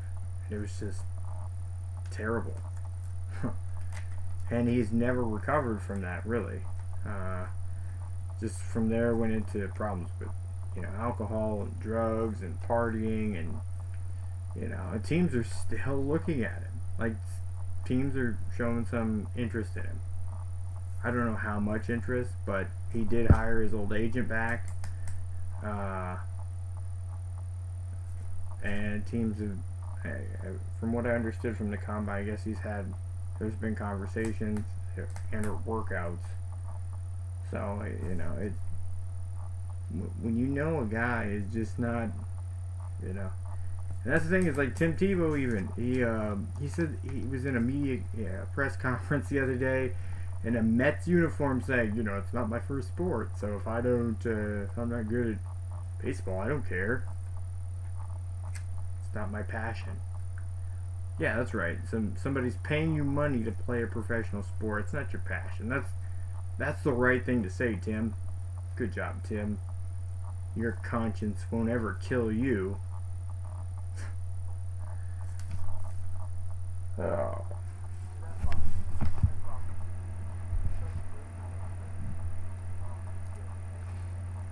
I will play harder than anybody you've ever seen play before.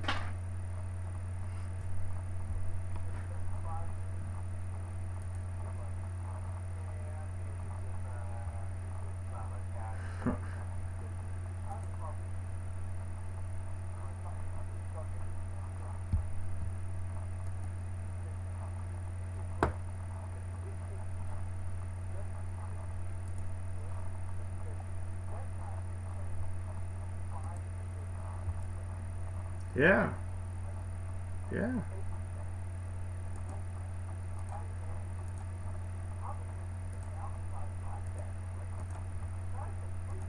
Something.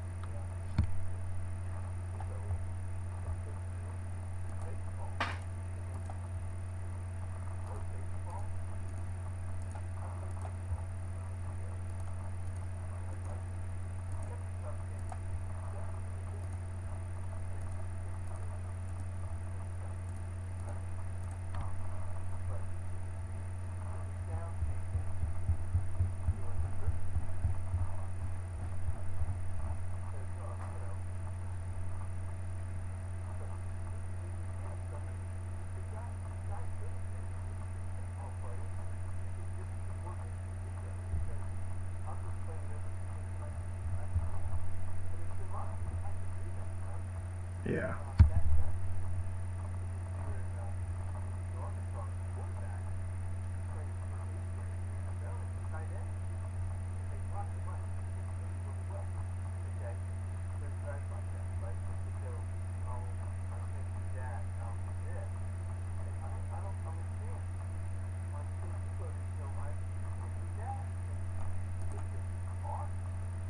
Yeah.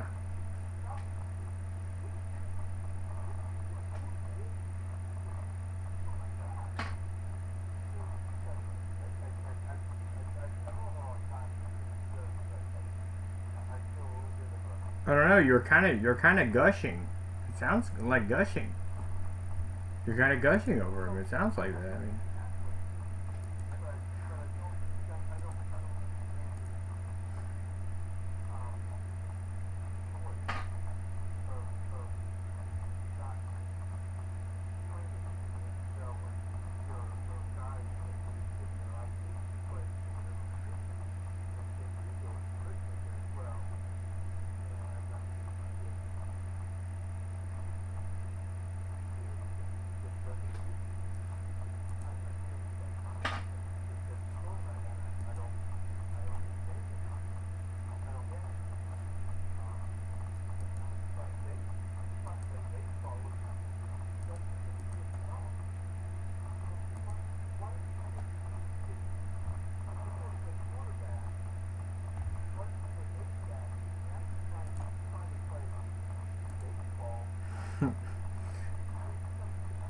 I won't change positions, but I will change sports.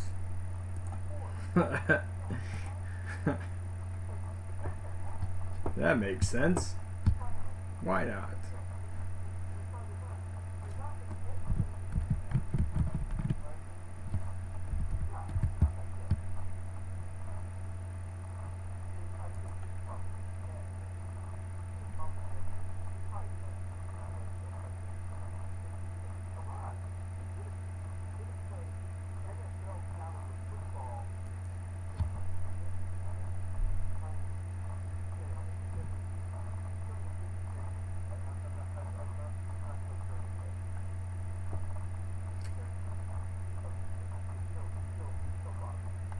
Yeah.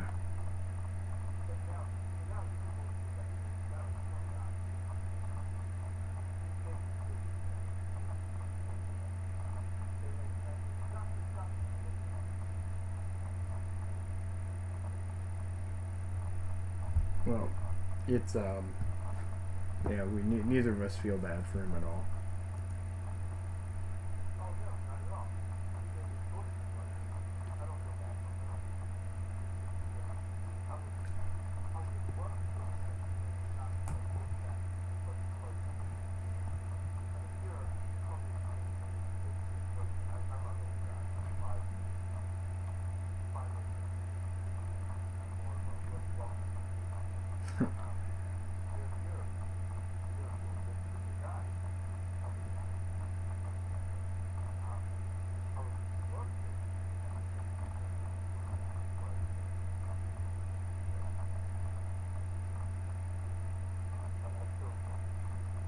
Yeah, I am right there with you.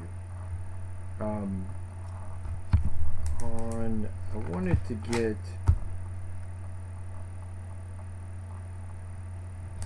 So right now, coming into the NFL draft, which teams do you think that are just right there on the tipping scale? Which that could just benefit from those first 3 rounds or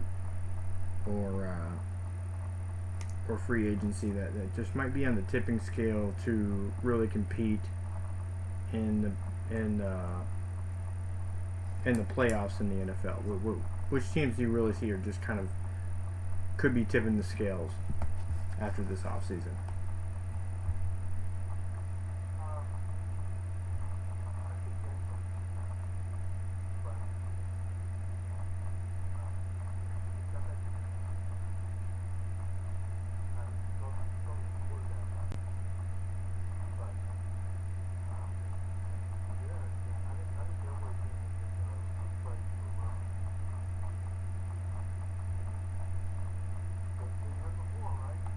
Yeah.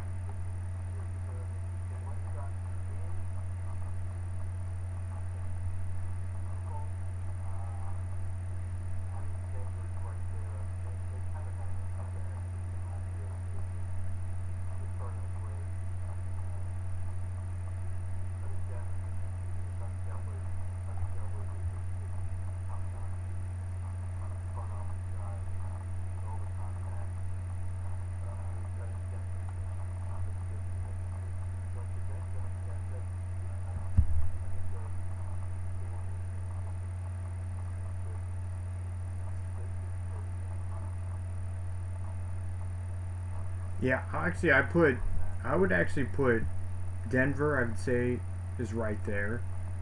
Um, I think no matter what they do in the off season, as far as the Texans, I think they can get better no matter what they do. I don't think they can not get better. But the one team that looking at Tampa again, not a homer call, but I don't think they're too far away from the sources I've talked to. Is they're going to make a really tough run for Deshaun Jackson. They have tons of cap room. Know he's capable. He can take the top off the defense. Vincent Jackson, again, he's a free agent. He doesn't intend on playing for anybody else but Tampa. He's moved here, and he doesn't want to retire either. So they could end up signing him back. Well, they like Humphreys. They like Humphreys.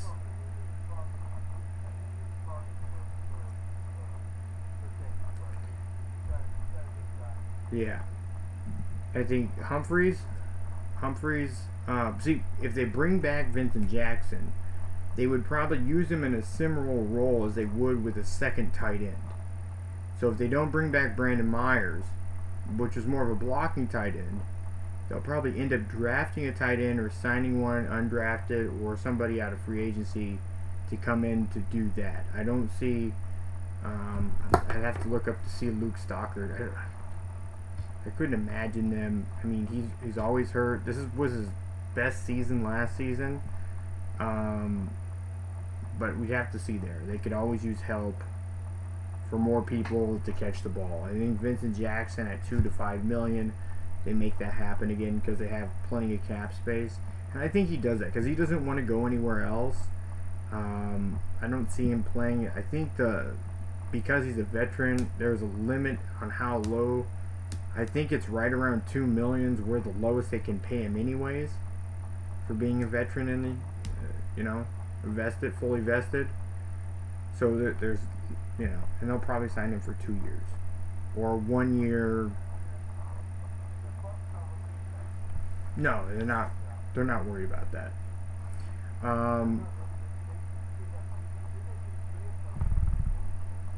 Yeah, they have, and then the cap went up $40 million. So they just gained 3 players by doing that. Yeah. Yeah, Altron Werner they cut. So they're going to be looking at bringing in high value guys. And I think Vincent Jackson, he knows the system. He's a veteran guy. He can help bring along younger guys. And I think if you're looking at Ross in the draft versus Deshaun Jackson in free agency, you go Deshaun Jackson. Obviously, you pay a lot more, but you have somebody that you know has experience, can take the top off the defense.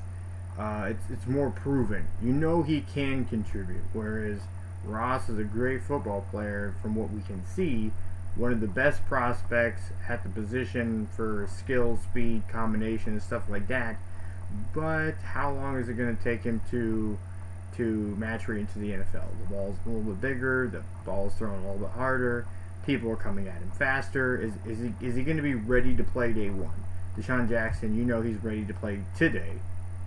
So it's kind of like where you're looking at what kind of contribution do you want? Do you want a more veteran player to match up with Mike Evans on that side?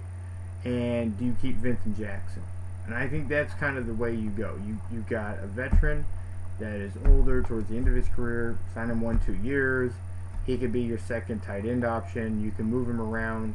And also if something were to happen with Mike Evans, if he's out a game or, something, a couple games, Vincent Jackson's not going to fret from stepping into that role and going up to fight for balls, and you'd still have your other threat on the other side. So this league is kind of moved towards having more than one passing threat. Again, New England has that against atypical people because their system works for guys that that they can lean on. Edelman, Hogan, those were all guys that could really contribute. So.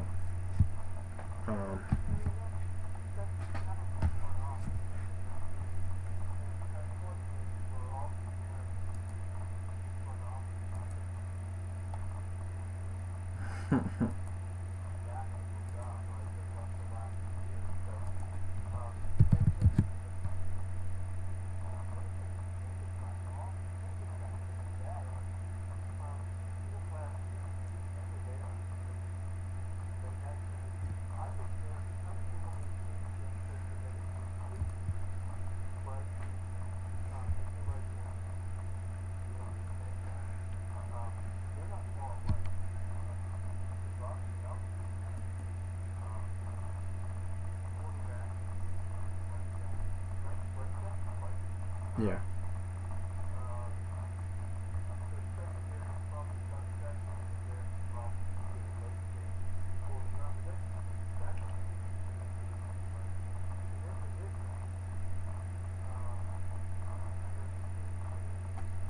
You can go from worst to first. You can go from worst to first in the NFC South, obviously. We've seen it like literally 2 years in a row.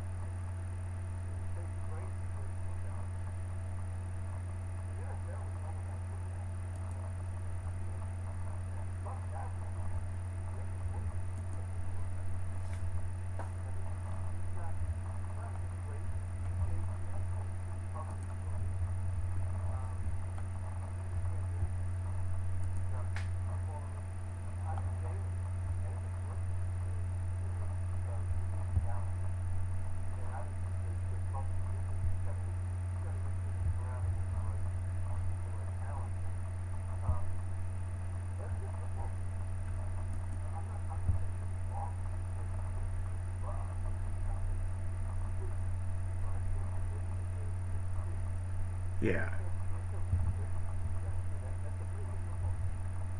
And again, they could wait. They don't have to. I know a lot of people are saying, first round, you got to get an offensive lineman. J.R. Sweezy's coming back. He's been cleared. He should be cleared to fully participate by camp. So that's the guy you signed off season last year. He was the one to fill in Logan Mankin's shoes. So you got him coming back. Pamphil you got. You got some guys in the draft last year, the last couple of years that have been able to really mesh. Um, so you have it. You have options. Um, Evans at center, he can move guard, center, tackle. You can put him a guard, or usually pretty much guard or center is where he's going to play. So Hockley is an option, a free agent if you want to bring him in. They've been kicking the tires on Mangold as well to potentially bring him in. So at center, even if they don't sign Hockley or Mangold in free agency, they still have Devin Smith, who was the center for Rodgers for his Super Bowl. So obviously you have a capable center there. And then there's a couple guys in the draft that you can look at too, and in the 4th, 5th round if you want to bring them in that could play center and tackle. So there's options. There's options there for the offensive line. There's no rush to draft someone high. It's in at 19. They're kind of in an okay position. It's kind of, some people call it no man's land. For their position, I don't mind. You can get your top safety. Probably the top safety or linebacker in the draft. You can get a decent interior lineman at 19 in the 1st round. All the way through middle of the 2nd round, you should be able to get some really quality players, and you pick twice by that point to the middle of the 2nd round. So they're sitting in a good position. They do a good job of scouting. They've made some good drafts. They've done some good scouting and bringing in free agents that have for the most part have worked out. So I'm not too worried about them. I'm just eager to see kind of where they go. I will do a full 1st round mock for the draft a couple days before, and then I'll do a 7-round mock for the Bucks. The week of too. So. But that's the extent of the mock drafting and stuff I'll do. All right.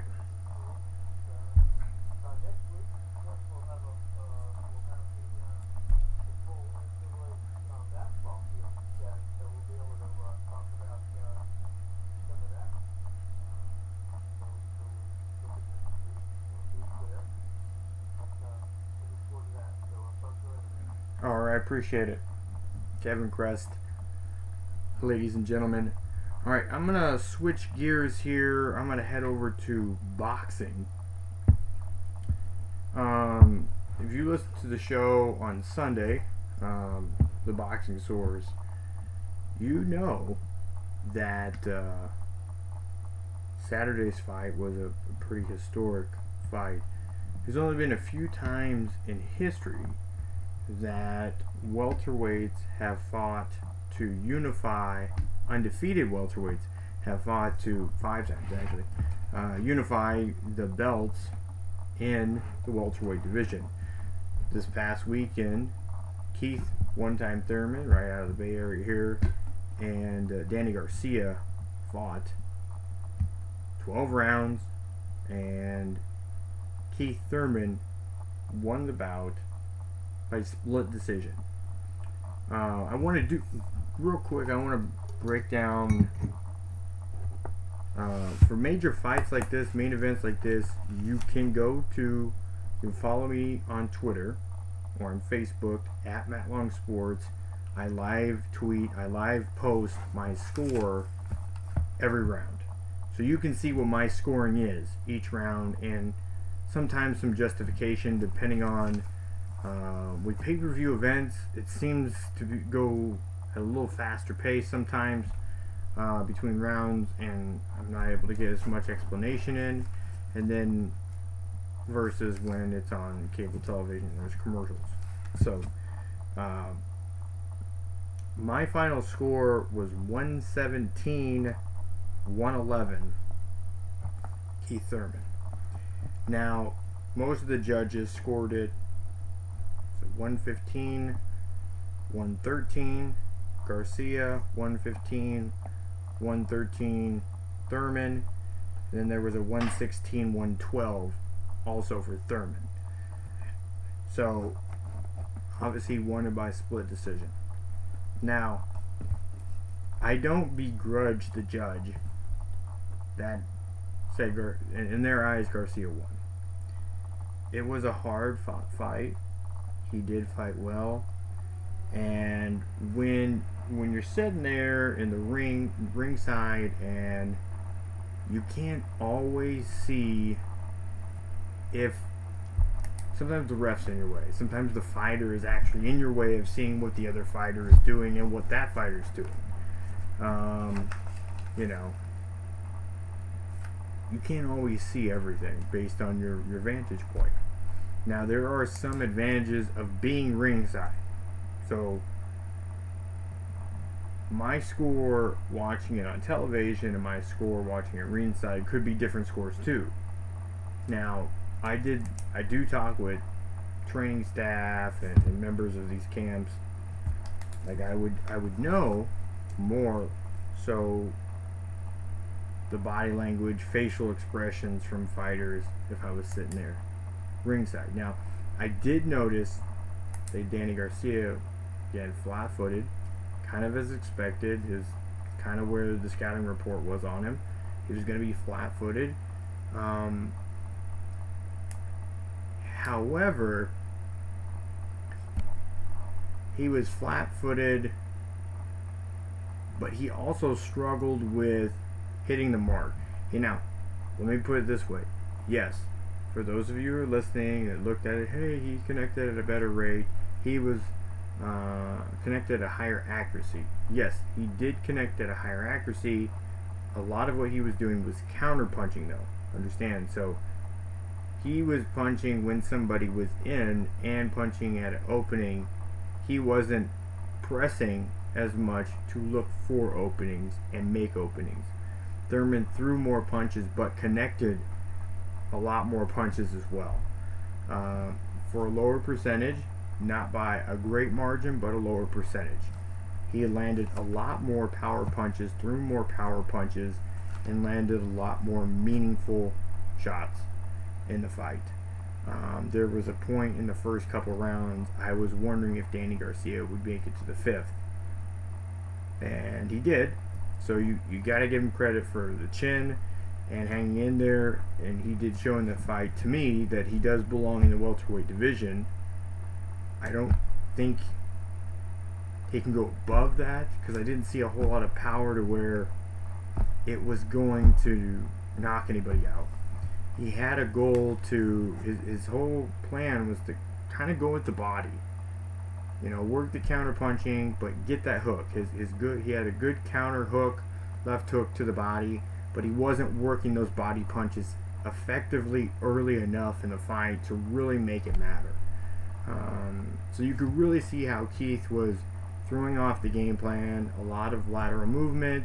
Sometimes he would be aggressive, sometimes he would sit back and box, sometimes he would counter punch. He was consistently throwing Garcia off, and Danny Garcia really couldn't tell what was coming from Keith Thurman. He didn't know what was going on. There was a lot of things seemingly happening simultaneously, and it wasn't like, oh, I know he's going to jab, he's going to jab, he's going to jab. Because from round to round, even though things kind of switched it up, he put Garcia in a situation where he didn't look as if he was in control. He was really reacting in the fight. And again, I awarded Thurman more rounds that were close rounds that sometimes I would maybe tip towards Garcia or called a draw. In some situations, lean towards giving Thurman the points because of ring generalship, being able to, maybe he threw less punches in the round. He was less active in the round, but even though he was boxing and he was avoiding punches, he was being defensive, he was still dictating where the fight was going. Garcia would try to push it, and even though he tried to push it, he wouldn't be able to land well. And even in those rounds, you can kind of see that, even though there was a high output, a lot of the punches didn't land cleanly. You get punches that would land on the gloves, the arms, There were blocked punches or grazing punches. They weren't something that fully connected. So even though he did get some good exchanges and stuff in, and give him full credit for that, the punches and stuff he landed didn't seem to be as meaningful. They didn't do the same kind of damage as Thurman did as often. Now, Garcia did land some really good body punches in this fight, so that part of his plan did work. The problem is he didn't get Thurman into situations where he could take advantage of that. Now, getting hit really hard in the head and almost knocked down will deter you from walking in on somebody. Ask Manny Pacquiao. He got hit down the pipe with straight right hands a couple times early in the fight against Floyd Mayweather, and we saw throughout the fight, into the 5th and 6th, 7th round, he wasn't coming in as much. He said it was a shoulder after the fight. Still don't see evidence of a surgery or anything like that. Whatever. He got hurt, he was hurt, whatever. We'll take him for his word. I'll take him for his word, okay? But you do certain things, you're going to deter people from doing it. You get hit in the face, you're not going to want to do that same thing again over and over. It could be the end of the fight for you. So that's where, with Danny Garcia, I think he was understanding that if he's going to go low, he can't say low so much because it leaves his face, it leaves his head as unprotected. But what he was trying to do is, I think he kept trying to he wanted to bring Thurman in to where he could get to the body with counter punches. The thing is, Thurman wasn't consistently coming in on him. Sometimes he would sit back, sometimes you'd see more lateral movement, sometimes he would work his jab more. He really did a good job in his game plan to throw Garcia off and not be predictable at all, which offensively is really good. You didn't know if he was coming, you didn't know if he was going. The footwork was really good with Thurman. I know a lot of people have tried to discourage or talk down about champions, and I'll say even myself, there's been times where my critique of somebody or my opinion of somebody may put them in a lesser light. And I just want to be clear, I don't want to take anything away from champions, regardless of what belt or what championship they have. I have entertained in the past, talking about Floyd Mayweather, about his opportune times that he's defended his title against who and at what point in their careers and what point in his career. But I can say without a doubt, Floyd Mayweather, and in my lifetime, is one of the best boxers I've ever seen. He's the best defensive boxer I have ever seen in my lifetime. He's earned and won every victory he's gotten. There's only been 3 or 4 fighters in his career that were up to the challenge to potentially beat him, and didn't.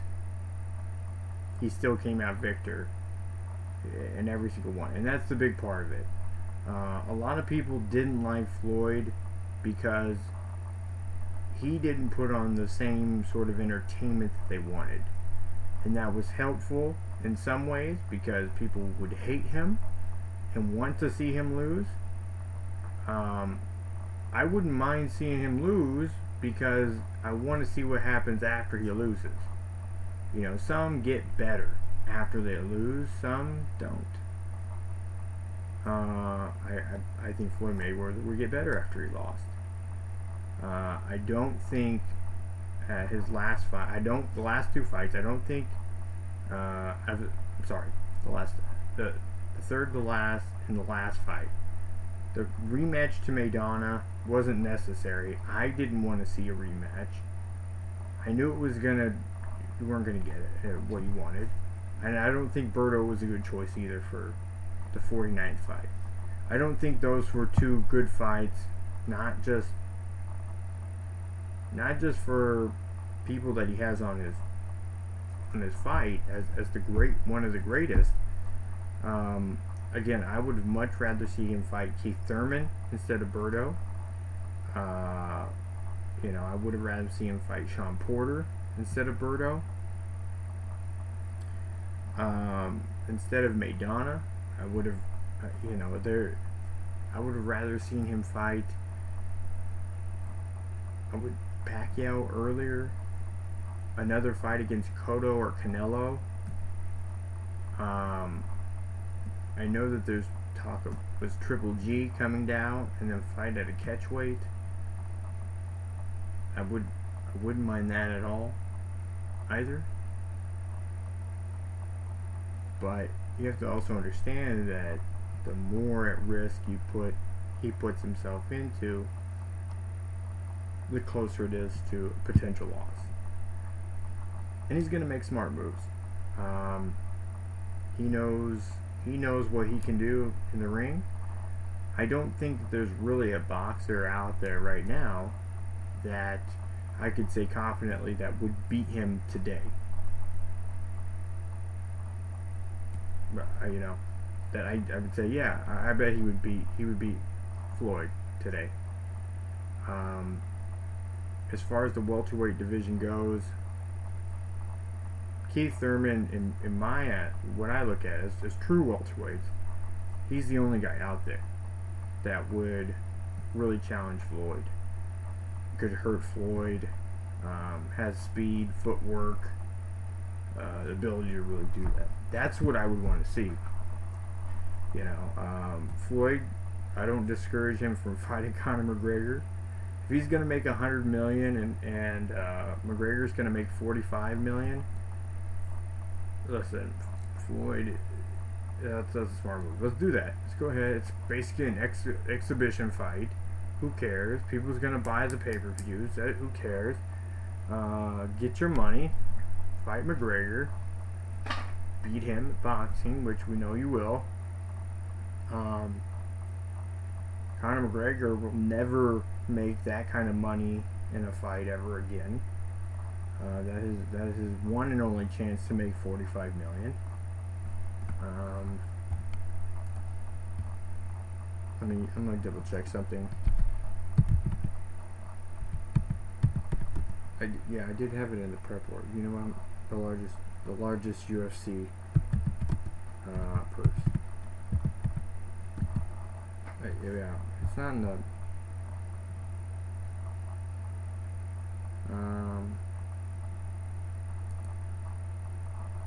Yeah, can you grab that for us?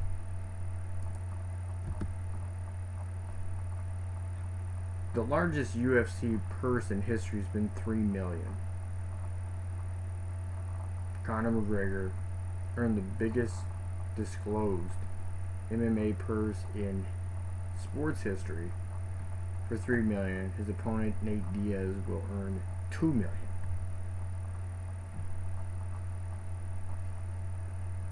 $3 million.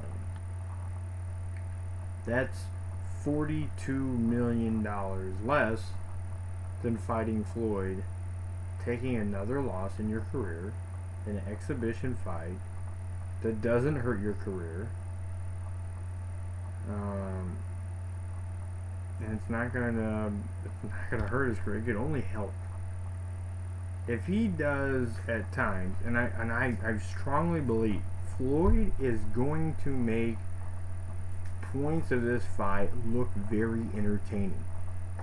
He's gonna let him hit him against the ropes. He's gonna be blocking it. You know, you can't tackle him. You can't kick him. You can't do any chokeholds. It's just boxing. That's it. You're limited to just boxing. You can't mix up your martial arts. You have to stick to the one. Because if you're forced to stick to the one, I mean, I've seen videos, I've got a lot of reports that he's been struggling against some amateurs. Which, again, there's a lot of technique involved there. So, training in boxing could only help his MMA career, in my opinion. Could only strengthen it. And if he does a halfway decent against Floyd, it's just a complete embarrassment. You'll see his purses and stuff go up. He'll have leverage with the UFC because he makes $45 million in a boxing match.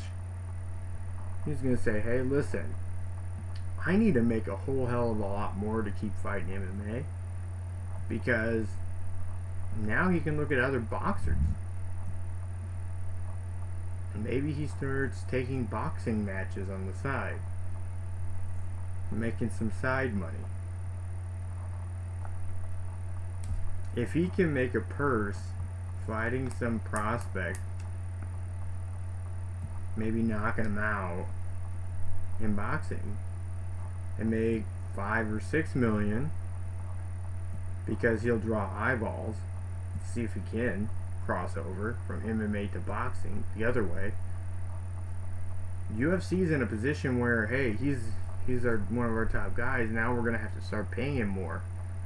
His purse will have to be $8 or $9 million, $10 million purse. It'll have to be. Just fight fans. I mean, we have boxing fans, we have MMA fans, and some people are just fight fans. MMA fans. If MMA was as popular as a lot of fans want it to be, you would see those big purses. A few amount of boxers actually earn purses like that, but the top level boxers clearly earn more. Earn more than the top UFC guy.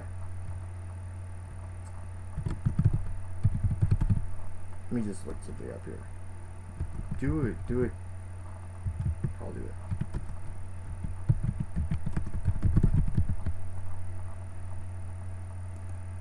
Okay, so for example, Thurman this weekend, his purse was $1.5 million.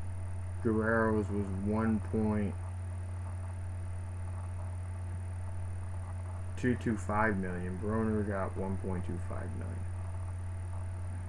So those were the boxers. Again, that was okay. So that was this week. He got $1.5 million when he beat Guerrero. That was 2 years ago. He got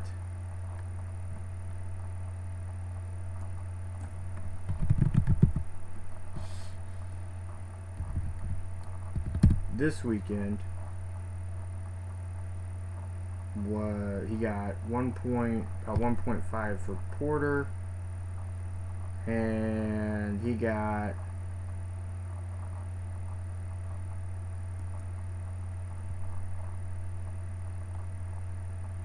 I think it was 4.25 is what Danny Garcia got. He got 4.5. So Keith Thurman got $4.5 million. One fight. Again, this wasn't. He isn't known for being the best fighter in the sport either. You know, I am interested to see those pound for pound lists come out and see where Thurman's at. He hasn't been on the top of people's list, but after beating Danny Garcia, you'd think he would have to move up into the top 10. You would think he would have to. But we'll see how far people are going to move off those rankings. It was an awesome fight. It wasn't the same energy. It wasn't the same fight as him against Porter. Him against Porter was a more entertaining fight for certain reasons, and for other reasons, I like this fight. I feel like him fighting against Danny Garcia, you could see how much he grew as a fighter, as a boxer. His boxing got better. And that's always good to see. And he knows now. I mean, he's 28-0 with 22 knockouts. And now he knows he doesn't have to knock people out to win. Now, he did say he wants to have more knockouts in his career than Mike Tyson. He's about halfway there. We'll see. Obviously, it's not something he has to do. I think if he would have pressed more in the fight against Garcia, he could have knocked him out. I don't know if he got a little winded, third or fourth round, or fourth or fifth round, or the whole game plan was he felt he was far enough ahead on the fight, he can go to boxing him and kind of switching things up a little bit. I'm not really for sure. I haven't gotten a clear answer on that, but I have been told that Garcia looked really confused throughout the fight, and just his facial expression, he didn't really know where punches were coming from or what Thurman was going to do. There was some state of confusion from one of my sources that was right there. So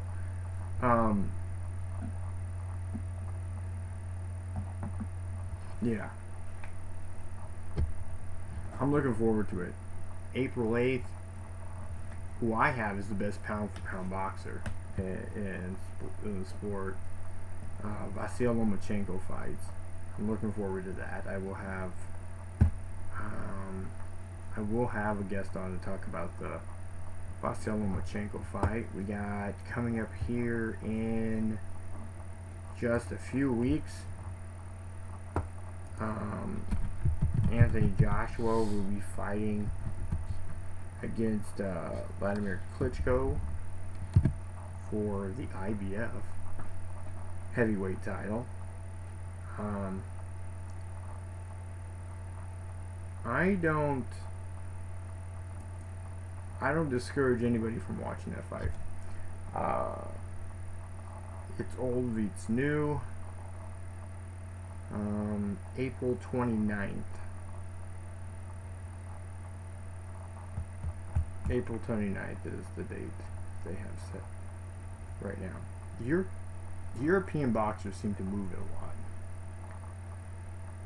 lot. Move that dates around a lot. For the IBF. David Haye, by the way. David Haye got an upset knockout this weekend. He got knocked out. Moves him way down. Tore his Achilles and could be career ending for him. So we'll see where it goes from here for David Haye. He's up there in age. This could be the end of the road for him.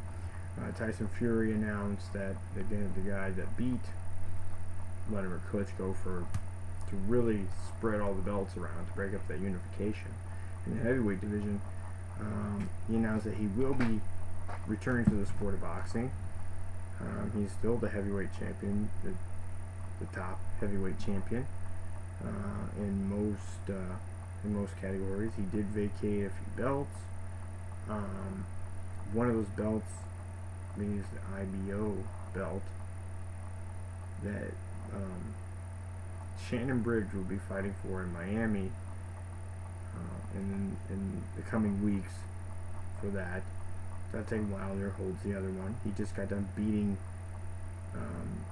Gerald Washington, an 18-0 prospect, 18-0-1 prospect, knockout.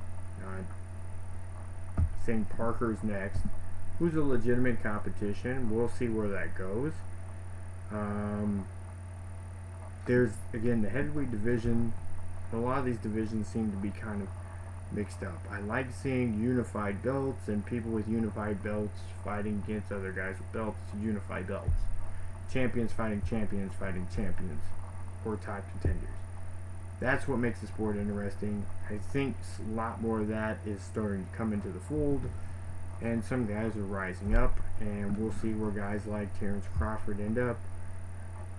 Will they move weight classes? Will they continue to fight where they are and unify more titles? So it's going to be interesting. I employ anybody that wants to get back in the boxing, get back in. If you want to know which fights to watch, particularly, I'll let you know. If you have a major fight, pay-per-view, or something on PBC, a major fight that's coming up that's going to be in your area, I strongly encourage you go to the fight, because you'd be very surprised. Some of the best fights and some of the best action you see are on an undercard that oftentimes are not televised, even if it's the pay-per-view. So I'll give you, this is experience from being ringside. I can tell you some of the better fights are undercard fights. So don't miss out. Go to the events. It's going to help it helps your local community as well. Try to push to get more things in your area too. So that's all for me for boxing. I did have a couple other things here. Actually, it looks like we're at the end of the show. So that's gonna pretty much wrap it up for me this week. I wasn't able to get in too much to the NBA. By the way, Lou Williams was the best trade before the deadline. After the deadline pickup, Darren Williams has been the most valuable kind of pickup there after the trade.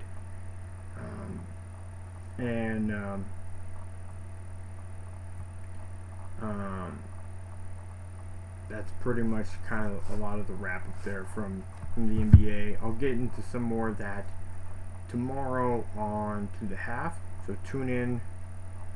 Stay tuned for tomorrow. I'll have a new show up for To the Half and some new articles up on the website, thechtonsports.com. So I appreciate all of you listening in. Go subscribe on YouTube, iTunes, look for us on TuneIn, and iHeart here pretty soon. Go to Stitcher, download the free app there. Check us out over on Blog Talk Radio. Where else? SoundCloud. Definitely on SoundCloud. Subscribe on SoundCloud. Give us that heart, like, so you can get the update shows. So when this show finishes, it'll come right over there, so you can listen to the full show over on SoundCloud as well. So I appreciate all of you for listening in. That's all I have for this week. I'm out.